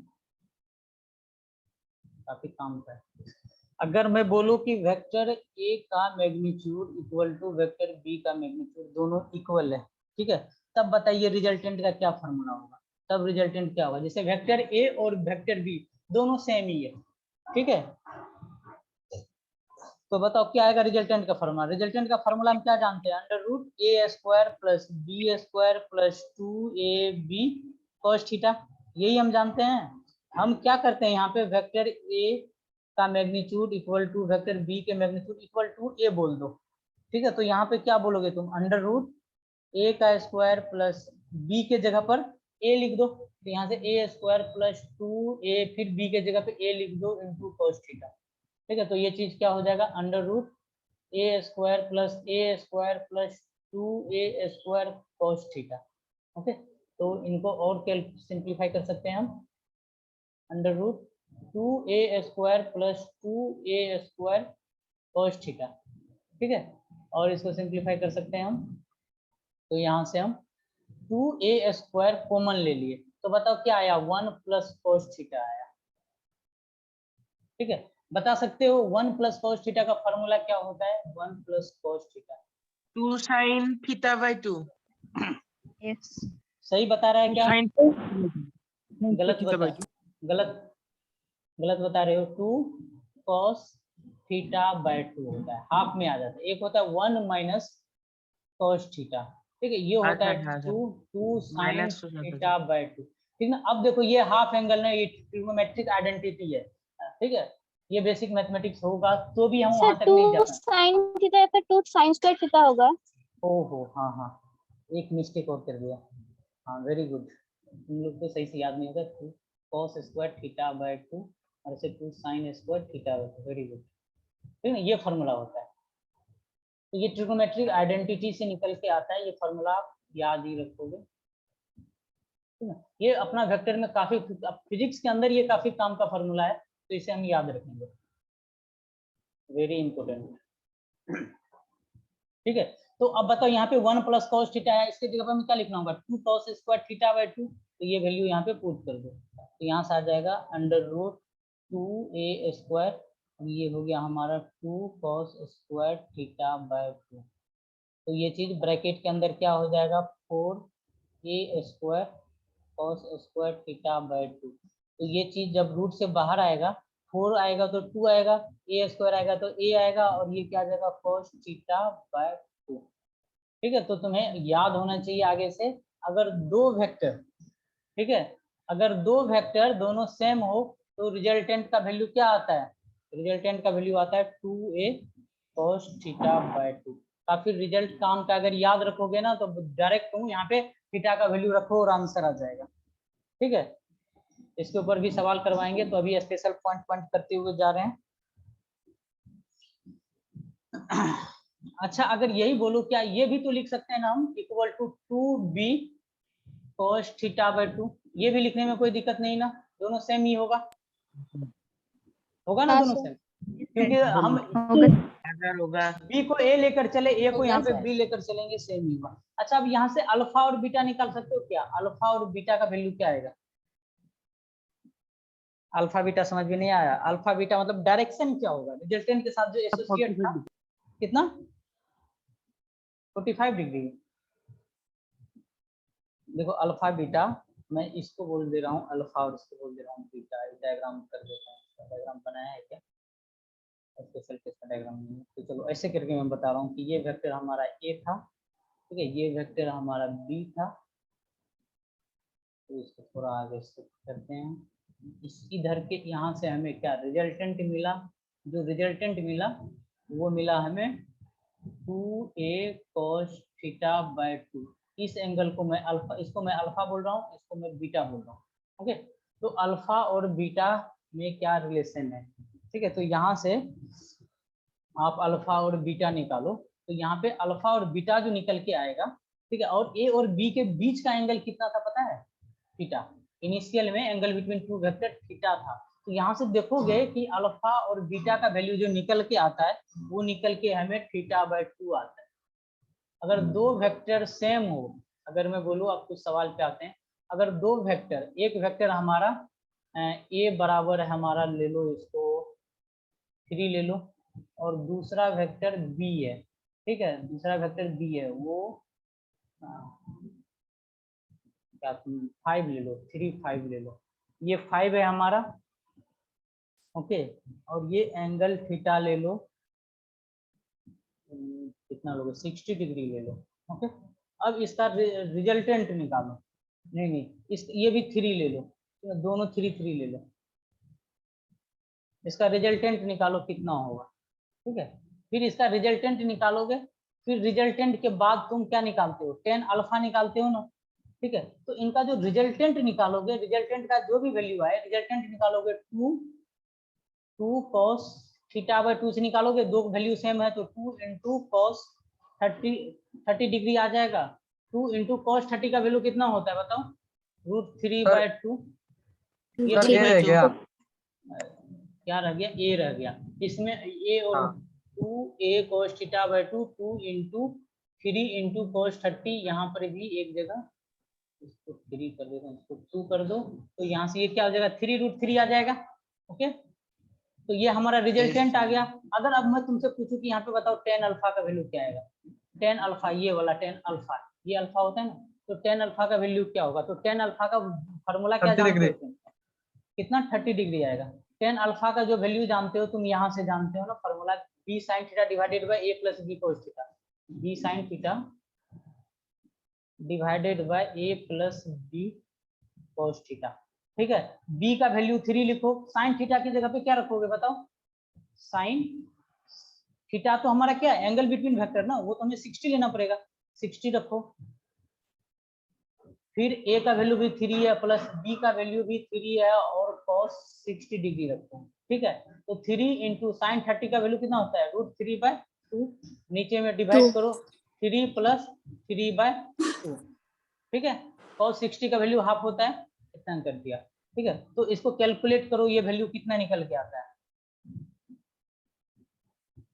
ये आ जाएगा 3√3/2 ऊपर आ जाएगा, और नीचे वाला वैल्यू क्या आ जाएगा, नीचे अगर तुम एलसीएम लोगे तो नीचे 2 लोगे तो इधर से तुम्हारा क्या आ जाएगा, इधर से 2 तो ये 6 प्लस 3 आ जाएगा। तो इसको जो हम सिंप्लीफाई करके लिखेंगे 3/2 इंटू 2/9 आ जाएगा, 2 चला जाएगा और यहाँ से ये 3 आ जाएगा, तो नीचे में ये 1/√3 आ जाएगा ना। अब जो कि बताओ कि टेन अल्फा बराबर 1/√3 जो कि किसके बराबर होता है, 30 डिग्री ना, 30 10 डिग्री, तो अल्फा 30 बराबर, डिग्री, तो अल्फा बराबर कितना मिल गया, 30 डिग्री। 30 तो बताओ बीटा बराबर कितना मिलेगा, अब बताओ अल्फा हमें मिल गया 30 ही मिलेगा, 30 मिलेगा, रिमेनिंग 30 डिग्री। तो हमारा बीटा भी मिलेगा 30 डिग्री। तो इसीलिए ना, अब इसीलिए तुम्हें याद रखना होगा, ठीक है, ये पॉइंट को अगर तुम याद रखते हो ना तो बहुत हेल्प करेगा। अगर दो वेक्टर का सेम हो हमारा वैल्यू, ठीक ना, जैसे ए और बी सेम था तो रिजल्टेंट आता है 2a cos θ/2 या नहीं तो 2b cos θ/2। ओके, और इसका जो एंगल बाइसेक्टर होता है, जो रिजल्टेंट है, जो ये आर जो निकलता है वो इक्वली डिवाइड कर देता है, कितना से, θ/2 से। तो हम देखते हुए ही बोल देते कि अगर हमारे पास दो वेक्टर दिया, सपोज हमारे पास एक दे दिया 25 न्यूटन था फोर्स और एक दूसरा दे दिया हमारे पास 29 का फोर्स, ठीक है, तो इनका रिजल्टेंट जो भी निकले उसको हम निकालने के लिए भी नहीं जा रहे हैं। ओके, तो इनके बीच का अगर ये एंगल, इन दोनों वेक्टर के बीच का एंगल 121, इसको 80 डिग्री ले लेते हैं, 80 डिग्री दे दिया है, तो बताओ कि नीचे से ये अल्फा का वैल्यू कितना आएगा और बीटा का वैल्यू कितना आएगा? 40 डिग्री। हम देखते ही हम 40 डिग्री। वेरी गुड, देखते ही हम 40 करते हैं। ओके, चलो अगला केस पे आते हैं। और ये वाला जो केस करवा रहा हूँ ये नीट में, एम्स में, मतलब नीट कहने का मतलब AIPMT पहले हुआ करता था, उसमें, एम्स में और जेई में काफी इंपोर्टेंट है और पूछा गया। तो स्पेशल केस सेकंड में, अगर magnitude of vector A greater हो तुम्हारा मैग्नीट्यूड ऑफ वेक्टर बी से, ठीक है, तो आप बताइए अल्फा और बीटा में then relation between alpha and beta. Alpha और बीटा रिलेशन समझ में आया ना, दो वेक्टर है, vector A sir alpha is less than beta, alpha B है, सर दोनों के बीच सर में alpha is less than beta, sir alpha small होगा सर। Okay, yes sir. हाँ इसका आंसर है अल्फा स्मॉल होगा। किस बेसिस पे बताया, कैसे, क्या, कोई एक एक्सप्लेन करो। सर परपेंडिकुलर रखो सर। क्या परपेंडिकुलर, अच्छा वेक्टर को, अच्छा परपेंडिकुलर ड्रा Rectangular करके, component of a vector. Okay, sir हाँ सर जो रिजल्टेंट होगा वो सर ए के तरफ ज्यादा इंक्लाइंड होगा सर, क्योंकि ए का वैल्यू ज्यादा है, ओके, इसीलिए सर एंगल स्मॉल होगा। हाँ, इसका आंसर करने के लिए जब ये समझो ये सवाल हमारे पेपर में आते हैं तो हमें क्या करना है,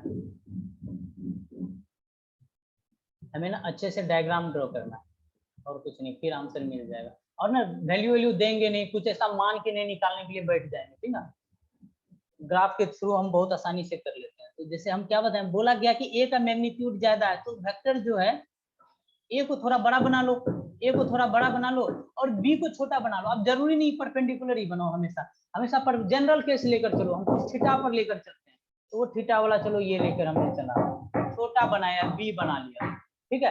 अब इसको क्या बताया मैंने, रेक्टेंगल बनाओ, ठीक है। तो रेक्टेंगुलर इसको कैसे बनाओगे, तो इसको वेक्टर को ए को शिफ्ट करो, ए को शिफ्ट करोगे ऊपर से लेके आओ, तो बताओ ए कुछ ऐसे करके जाएगा ना, यहाँ तक आएगा ए, और ये तुम्हारा क्या जाएगा बी, ऐसे करके जाएगा। तो ए को हमने ऊपर लेके गया और बी को थोड़ा आगे की तरफ शिफ्ट कर दिया, जैसे डायग्राम था वैसे बना। ठीक है, अब बताओ इसका रिजल्टेंट कहाँ से होगा? रिजल्टेंट अगर यहाँ से हम स्टार्ट करें तो ये वाला लेंथ क्या होगा? इन दोनों के बीच से निकलता है ना। और देख लो हेड टेल वाला जो कॉन्सेप्ट वो मैंने बोला था उसको भी सेटिस्फाई कर रहा है। ये हमारा रिजल्टेंट गया। ओके, ये रिजल्टेंट गया। अब बताओ ये जो रिजल्टेंट है, अब ए के तरफ के एंगल को अल्फा बोला गया है, ठीक है, और बी के तरफ को बीटा बोला गया है। बताओ अल्फा और बीटा में कौन सा वैल्यू बड़ा है, कौन सा छोटा है? बीटा बड़ा है। बीटा बड़ा है sir. Greater than alpha. Beta बड़ा है सर। हाँ, ऐसे करके आंसर दोगे, ना कि तुम कुछ वैल्यू मान लो, वहां से भी आंसर आएगा लेकिन वो टाइम टेकन होगा। ओके, तो वैसे हम नहीं करेंगे। ओके, थर्ड पे आते हैं। अब थर्ड में पूछा जा रहा है कि magnitude of vector A greater है magnitude of B. Magnitude of B A से ग्रेटर है, तब बताइए कि relation between alpha and beta, alpha and beta के बीच में रिलेशन फिल करना है। Sir, alpha is greater than beta. Alpha is greater sir. हाँ, alpha is greater than alpha बड़ा होगा सर। वेरी हाँ गुड। सर। अल्फा अल्फा बड़ा है। और इसका लॉजिक यही करने का कि हमें क्या करना है, डायग्राम बना लेना है। तो इस बार हम क्या करते हैं ना, बी को हम थोड़ा बड़ा बना लेते हैं। बी को हम बड़ा बना लिए, ए को हमने क्या किया, उसके रिस्पेक्ट में छोटा बनाया। इसको अब हम थोड़ा सा शिफ्ट करते हैं। तो शिफ्ट करेंगे तो वेक्टर ए यहाँ तक आया, बी ये गया, ये हमारा बी गया। और अब इन दोनों पॉइंट को हम मिलाते हैं। ठीक है, इन दोनों पॉइंट को हम मिलाएंगे तो ये कुछ ऐसा आ जाएगा। और जब भी मिलाओगे तुम देख लो कि तुम्हारा कौन एंगल, ये एंगल अल्फा था और ये एंगल बीटा था। तो देखो अल्फा ग्रेटर हो गया ना बीटा से। ठीक है, तो इसके लिए अगर तुम्हें डायग्राम सिमेट्रिकल बनाना होगा, ओके, इतना तो बना ही सकते हो। अगला केस आते हैं हम, फोर्थ नंबर। अब बुक्स वगैरह में इसका एक्सप्लेनेशन देखोगे तो काफी कॉम्प्लेक्स होता है।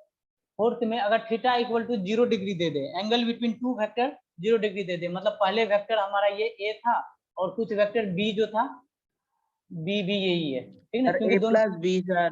हाँ, ए प्लस बी हाँ, इसका मतलब क्या हुआ, हमें ये सेम डायरेक्शन दे दिया, दो वेक्टर हमें सेम डायरेक्शन में दे दिया।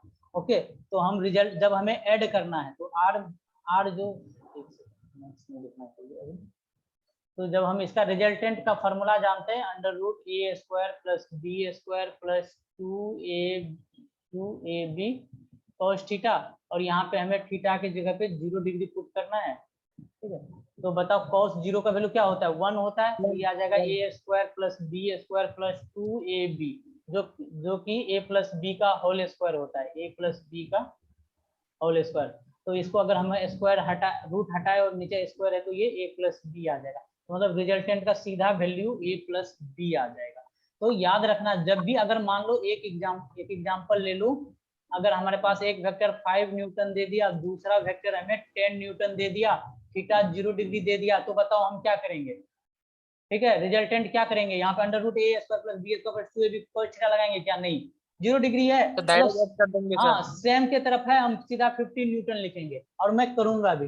ओके, जब भी 0 डिग्री पे होगा तो डायरेक्ट ऐड कर दूंगा, वहां पे ये करना नहीं, ना कि तुम्हें भी नहीं करना। ठीक है, अगला पॉइंट कौन सा होगा, से भी कहाँ चला गया क्या, सर? ऊपर जो A square plus B square plus 2ab जो लिखा था, हाँ हाँ, वो से भी कहाँ चला गया? इसका रूट कहाँ चला गया, हाँ, उसके ऊपर वाले लाइन में जो 2ab था सर, वो ए तो है प्लस ना। बी का फॉर्मूला है। अच्छा, ये वाला टर्म, ये cos 0 का वैल्यू क्या होता है, cos 0 डिग्री इक्वल टू 1 होता है। ठीक है, और ये ए स्क्वायर, ये आ गया हमारा plus B square plus 2ab cos theta की जगह पे हमने 1 लिख दिया। तो अब ये A square plus B plus 2ab है ना, तो ये a प्लस बी का होल स्क्वायर लिख सकते हैं ना। तो ये देखो स्क्वायर है रूट के अंदर, तो बाहर हो जाएगा, जैसे रूट के अंदर 4 हो तो वो क्या 2 हो जाता है ना, वैसे ए स्क्वायर हो तो वो a हो जाता है, ऐसे ही a प्लस बी का होल स्क्वायर है तो वो a प्लस बी हो जाएगा। आगे समझ, चलो सर। अगला फिफ्थ पॉइंट, अगर थीटा 180 डिग्री हो तो इसका मतलब क्या हो गया हमारा, सर बड़ा वाला से छोटा वाला अगर माइनस हमें अपोजिट डायरेक्शन दे दिया, ठीक है, तो हम यहाँ पर क्या करेंगे, एक वेक्टर हमारा अपोजिट दे दिया तो रिजल्टेंट, जैसे वेक्टर ए ये रहा है हमारा और वेक्टर बी जो है हमारा ये रह गया, तो बताओ रिजल्टेंट क्या आ गया हमारा, आर बराबर sir vector B B minus minus sir A vector B minus vector है A minus vector B minus A हो या A minus B, sir magnitude minus B. Positive रहना चाहिए सर सर पॉजिटिव रहना चाहिए सर मैग्नीट्यूड सर मैग्नीट्यूड लगा देंगे sir, modulus लगा देंगे। अच्छा एक काम करो ना, अगर तुम इतना ही कंफ्यूज हो रहे हो तो वेक्टर ए को थोड़ा बड़ा ले लेते हैं, ठीक है, तो यहाँ पे अगर तुम लगाओगे under root A square plus B square plus 2ab cos theta, A square plus B square plus 2ab cos theta लगाओगे, ठीक है, तो यहाँ पर थीटा के जगह पर एंगल कितना बोलोगे 180 डिग्री, अगर यहाँ पर थीटा का वैल्यू 180, सारा चीज अभी हम मैग्नीट्यूड में देख रहे हैं, ओके, तो अगर हम यहाँ पर 180 रख देंगे तो ये क्या हो जाएगा, A square plus B square minus cos 180 का वैल्यू होता है -1, ठीक है, तो यहाँ से A square plus B square minus क्या हो जाएगा 2ab आ जाएगा, तो ये चीज क्या हो जाएगा हमारा a माइनस बी का होल स्क्वायर आ जाएगा, तो यहाँ से अगर हमारा r इक्वल टू रूट हट जाएगा तो a माइनस बी आ जाएगा, ये रिजल्टेंट होगा, ओके।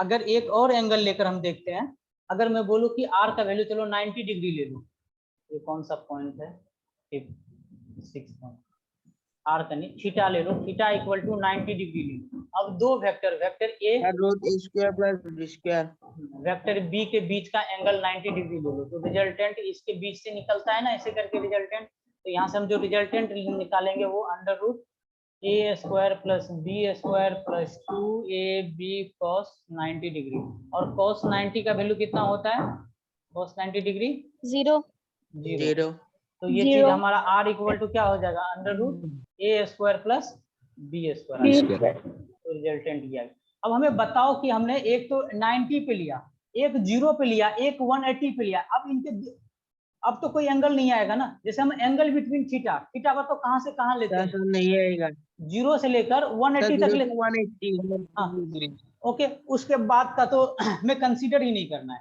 ठीक है, तो इनके बीच का तो सब एंगल ले लिया, तो हमें बता सकते हो कि अगर मैं तुमसे पूछूं कि रिजल्टेंट का रेंज बताओ कहाँ से कहाँ है, तो क्या बोलोगे, रिजल्टेंट 0 कहाँ मिला है हमें, ये 0 डिग्री, मतलब 0 डिग्री कब मिला है हमें, तब आर का वैल्यू क्या था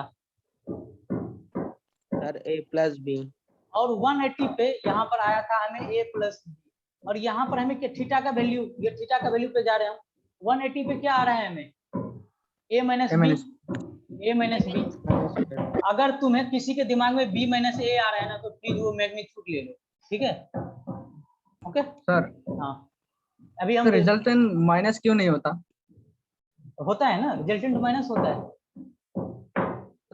फिर ये मॉडुलस क्यों दिया, कहाँ पे, यहाँ पे, हाँ सर, नहीं अभी मैं बोल रहा हूँ ना, अभी हम एंगल क्या पढ़ रहे हैं, हम एडिशन पढ़ रहे हैं, अभी हम सब्ट्रैक्शन भी पढ़ेंगे, रिजल्टेंट नेगेटिव भी पॉसिबल है, ओके, तो अभी के लिए मैं क्या कर रहा हूँ, मैग्नीट्यूड पॉजिटिव लेकर ही चलेंगे, कुछ ना कुछ हम मैग्नीट्यूड लेकर चलेंगे, तो बताओ a प्लस बी का वैल्यू 0 डिग्री पे आया था, तो रेंज का वैल्यू क्या होगा, रेंज क्या होगा, ठीक है, रिजल्टेंट का रेंज क्या होगा सर a प्लस बी और a माइनस बी के बीच में लाई करेगा, में ये होगा, होना चाहिए, ठीक है, a प्लस बी सर के होना चाहिए, हाँ a प्लस बी से लेके इसका मैग्नीट्यूड ले लेता हूँ यहाँ पे a माइनस बी के बीच का होना चाहिए, ठीक ना, ये हमारा रिजल्टेंट का रेंज हो गया, ओके। और अगर मैं पूछूं कि कब मैक्सिमम कब आया a प्लस बी पे, ठीक है, यहाँ पे रिजल्टेंट को तुम ना 0 डिग्री पे, हाँ क्या सर उल्टा हो गया sir, sir A plus B तो greater than A minus B, हाँ सर वही बता रहा हूँ सर, हाँ कहाँ पे, sir A plus B is greater than A minus B, ओहो range sir a minus B, okay sir नीचे देखो सर, नीचे ओके, नीचे वाला सर, ये बोल रहे हो ना, ये बोल रहे हो ना, Yes, sir. सर उल्टा लिख दिया। Very good. हाँ ठीक है, क्योंकि छोटा पहले छोटा लिखोगे फिर बड़ा लिखोगे। वेरी गुड, मतलब पूरा का पूरा ध्यान रहता है। ठीक है, तो हमारा रेंज का ये वैल्यू हो गया। तो बताओ हम 0 डिग्री को जब हमारा थीटा 0 होगा उस जगह पे हम रेंज को क्या, रिजल्टेंट को क्या लिखेंगे, मैक्स लिखेंगे। Yes, sir. और Maximum. जब हमारा 180 होगा तो उस टाइम पे रिजल्टेंट को क्या लिखेंगे, मिनिमम लिखेंगे। Minimum. ओके ठीक है। अब इसके ऊपर IIT हो या नीट हो, काफी ढंग का सवाल पूछा जाता है। वो कैसा है, विच of the flowing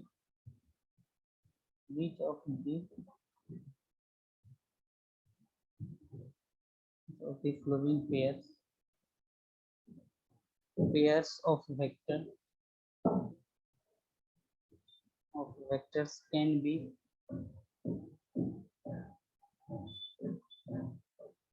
be produced resultant vector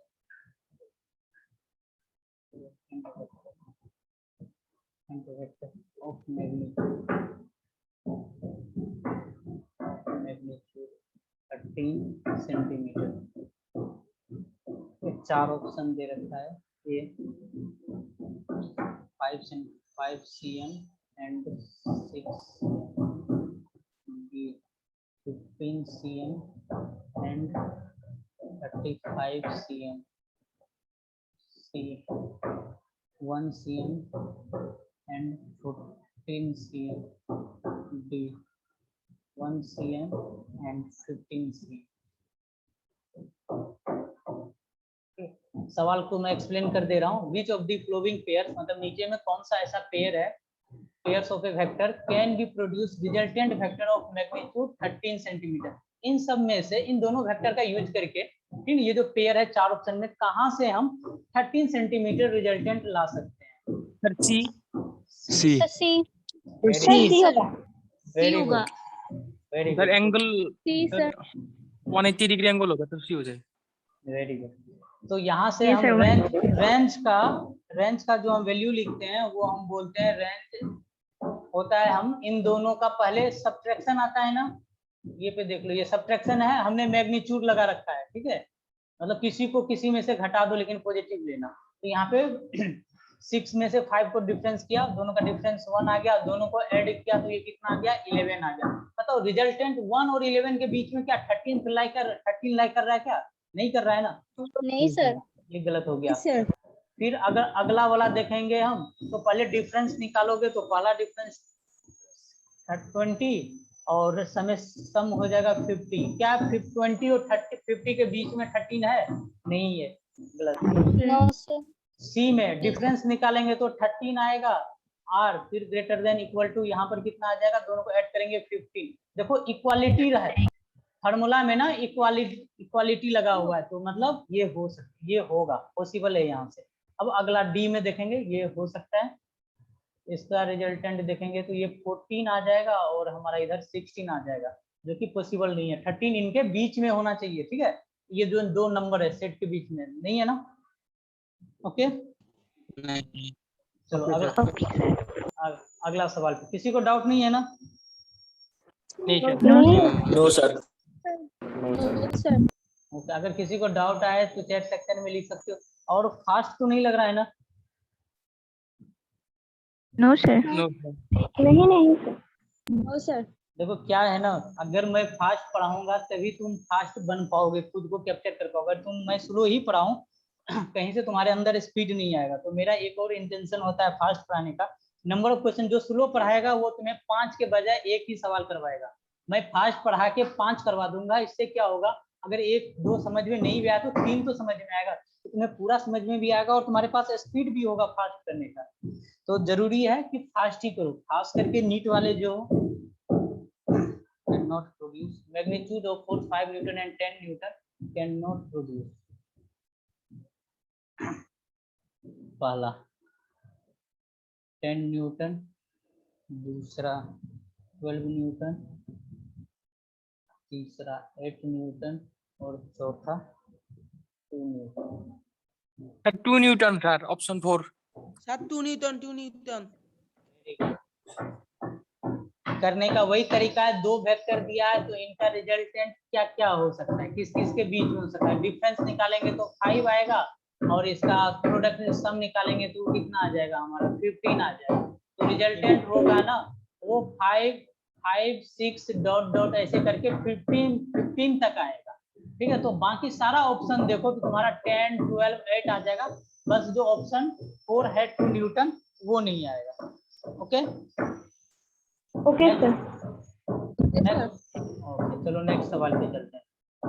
sir ये और एक दीजिए। हाँ, अब यहाँ पर क्या पूछा गया है, magnitude of force 5 newton and 10 Newton can not produce. ठीक है, इन दोनों से 5 न्यूटन और 10 न्यूटन क्या प्रोड्यूस नहीं कर पाएगा, इसमें से 10 12 8 और 2। तो अगर तुम क्या कर लो तो एक पॉसिबिलिटी होता है, ठीक ना, अगर 10 न्यूटन हो गया, अगर इधर हम 5 न्यूटन लगा दे, 5 न्यूटन लगा दे, क्या हम 2 न्यूटन इनका रिजल्टेंट निकाल सकते हैं इन दोनों का सम करने से भी। ठीक है, तो क्या हम 2 न्यूटन ला सकते हैं यहाँ से। ओके, ये ऐसे करके हमें देखना होता है, तो हम एक एक एंगल हम नहीं निकाल सकते। ठीक है, एक एक एंगल जो थीटा नहीं निकाल सकते, तो हमें एक जनरल फार्मूला चाहिए। तो जो हमने जनरल फार्मूला निकाला कि क्या क्या पॉसिबल हो सकता है, तो general formula R equal to ये रेंज बताया था ना, यहाँ पर A माइनस बी का मैग्नीट्यूड बताया था जो दो वेक्टर हो, और यहाँ पे A प्लस बी बताया था।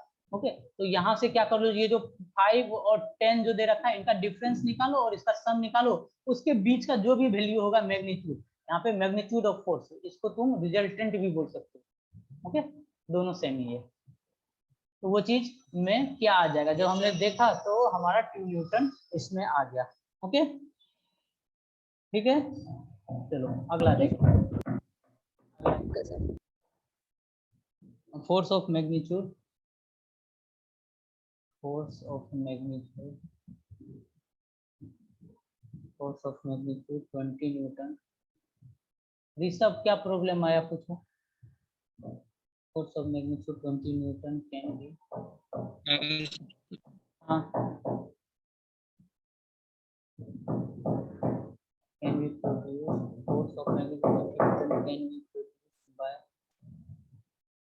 by pair of पहला A B C T। ये चार ऑप्शन दे रखा है, 5 newton and 10 newton, 5 newton and 10 newton, दूसरा 30 50 30 newton and 10 newton, C part 10 newton and 25 newton, और अगला पार्ट है 5 newton and 2 newton. C. Sir B और सी दोनों होगा। बी और C very good, very good,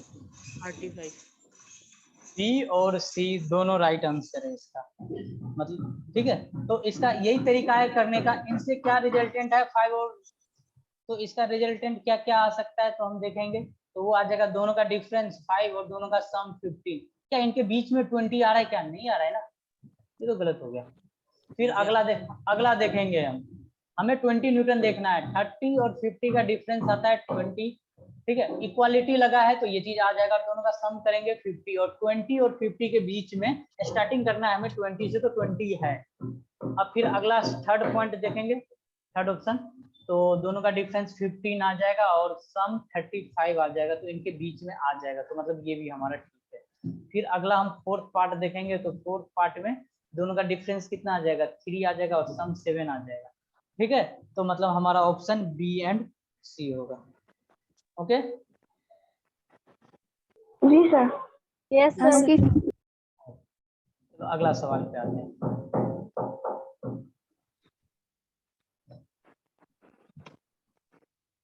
Which of the following pair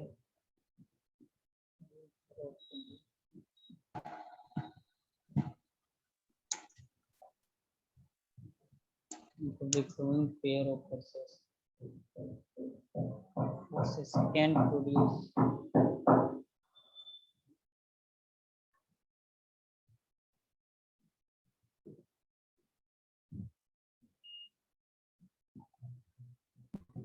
can produce equilibrium.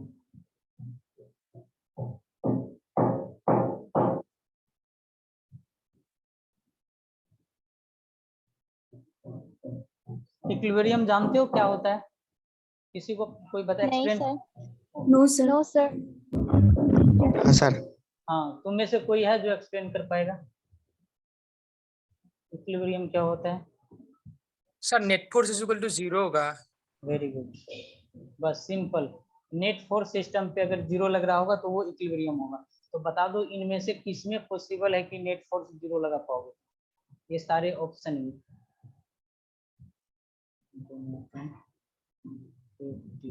C sir. Sir सी। हाँ sir, सी होगा। सी होगा सर। 14 न्यूटन। ओके सी। अब देखो पहला चीज जान लो इक्विलिब्रियम क्या होता है। अभी ये सब चीज हम डेप्थ में बहुत ज्यादा पढ़ेंगे। जो इक्विलिब्रियम को ना शॉर्ट में ऐसे लिखते हैं इक्विलिब्रियम कहने का मतलब एफ नेट जो होना चाहिए वो 0 होना चाहिए सिस्टम पे। एफ नेट कहने का मतलब हो सकता है F1 प्लस F2 F3, जैसे हमारे पास यहाँ पे 3 दे दिया, लेकिन तीनों का सम हमें 0 मिलना चाहिए। ठीक है, चाहे वो कैसे भी मिले हमें, या आप 2 को ऐड करके तीसरा उसको बैलेंस कर रहा हो, या पहले या दूसरे को तीसरा बैलेंस, या पहले और तीसरे को कोई दूसरा बैलेंस कर रहा हो, तो ऐसे करके देखेंगे। अब हम पहला ऑप्शन लेते हैं 10, 10 और 30 न्यूटन। अगर तुम्हें मिल जाए 10 न्यूटन, 10 न्यूटन और 30 न्यूटन, तुम्हें इससे बैलेंस करना हो। बताओ बैलेंस कर पाओगे क्या?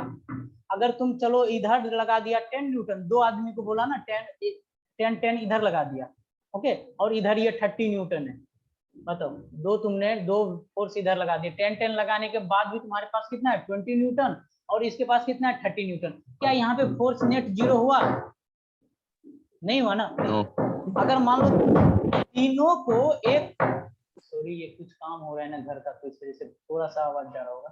तो अगर हम तीनों को एक ही तरफ लगा दे फिर तो एफ नेट होने का तो कोई चांस ही नहीं है। कम से कम हमें 2 को तो एक तरफ लगा के देखना पड़ेगा। 3 को तो एक तरफ देंगे तो कभी एफ नेट नहीं होगा 0। 2 को लगाकर देखे तो भी पॉसिबल नहीं है। अगर किसी के दिमाग में आए 10, 30 और 10 ले लीजिए, 30 न्यूटन और 10 न्यूटन को लेफ्ट में लगा दीजिए और 10 न्यूटन को राइट में लगा दीजिए, तो भी 0 नहीं हुआ। इसका तो कहीं से भी कोई चांस ही नहीं हुआ। ठीक है, फिर उसके बाद बी पॉइंट 100, 50, 20, कोई चांस है बनाने का? बताओ। फिर अगर तुम 100 और 50 लगाओगे तो 150 होगा, वो भी 200 से कम होगा, तो यहाँ पर भी नहीं बना पाओगे। ठीक है, अब देखो सी में चलोगे। अब सी में करोगे तो क्या था 5, 15 और 20, 5, 15 और 20, 5 न्यूटन, 15 न्यूटन और 20 न्यूटन। तो यहाँ पे तुम कर पाओगे। 2 लगा दो इधर, 5 न्यूटन इधर लगा दो और लेफ्ट में ही 15 न्यूटन लगा दो, तो आगे की तरफ लगा दो 20 न्यूटन। क्या बताओ एक दूसरे को बैलेंस कर जाएगा ना? हाँ कर सर। जाएगा, क्योंकि हाँ ये सर, दोनों, हाँ ये दोनों मिला के आगे की तरफ यहाँ इधर लगा दिया कितना 20 न्यूटन और इधर लगा दिया 20 न्यूटन, और दोनों एक दूसरे को बैलेंस कर दिया। तो इसका मतलब यहाँ पे एफ नेट इक्वल टू 0 है। तो मतलब ये आंसर हमारा सही है। चलो डी के साथ बताओ। No sir. डी नहीं होगा, बैलेंस नहीं कर पाएंगे। बैलेंस नहीं कर पाएगा।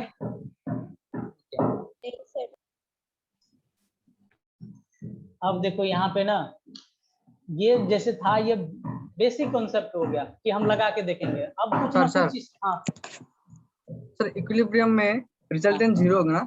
हाँ, रिजल्टेंट 0।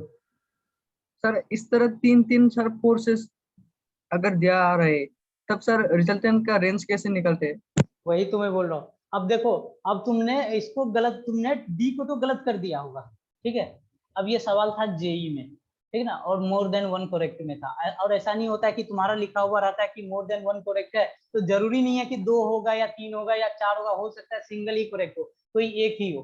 तो स्टूडेंट इसको मार के चले जाते तो उसका नेगेटिव हो जाता है। यहाँ पे और भी दूसरा सही है।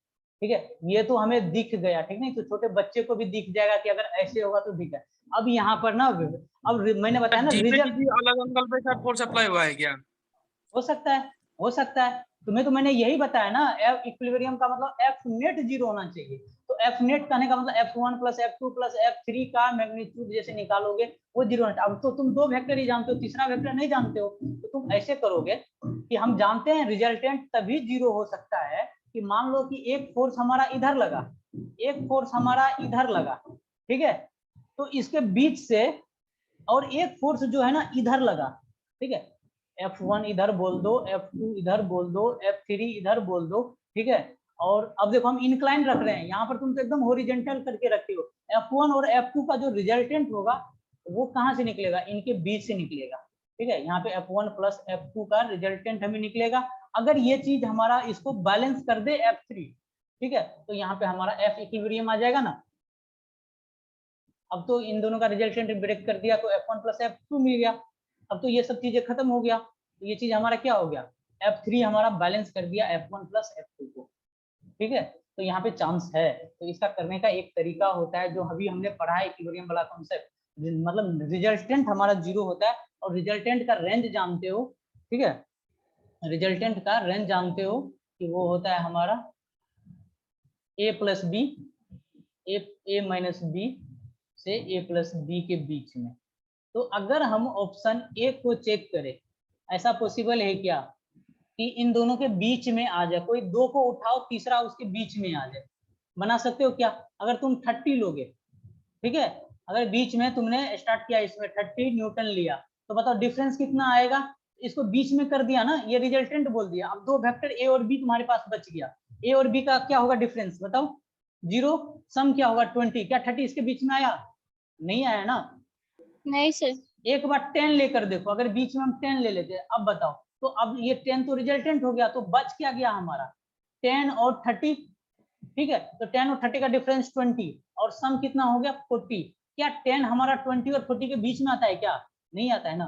तो ए हमारा गलत हो गया। तो अब हम ए को 100% श्योर बोल सकते हैं, ए से इक्विलिब्रियम नहीं आएगा, सिमिलरली बी से नहीं आएगा। लेकिन एक बार तुम डी को चेक करो, ठीक है।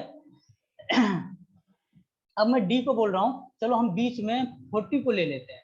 अब बताओ कि क्या आएगा।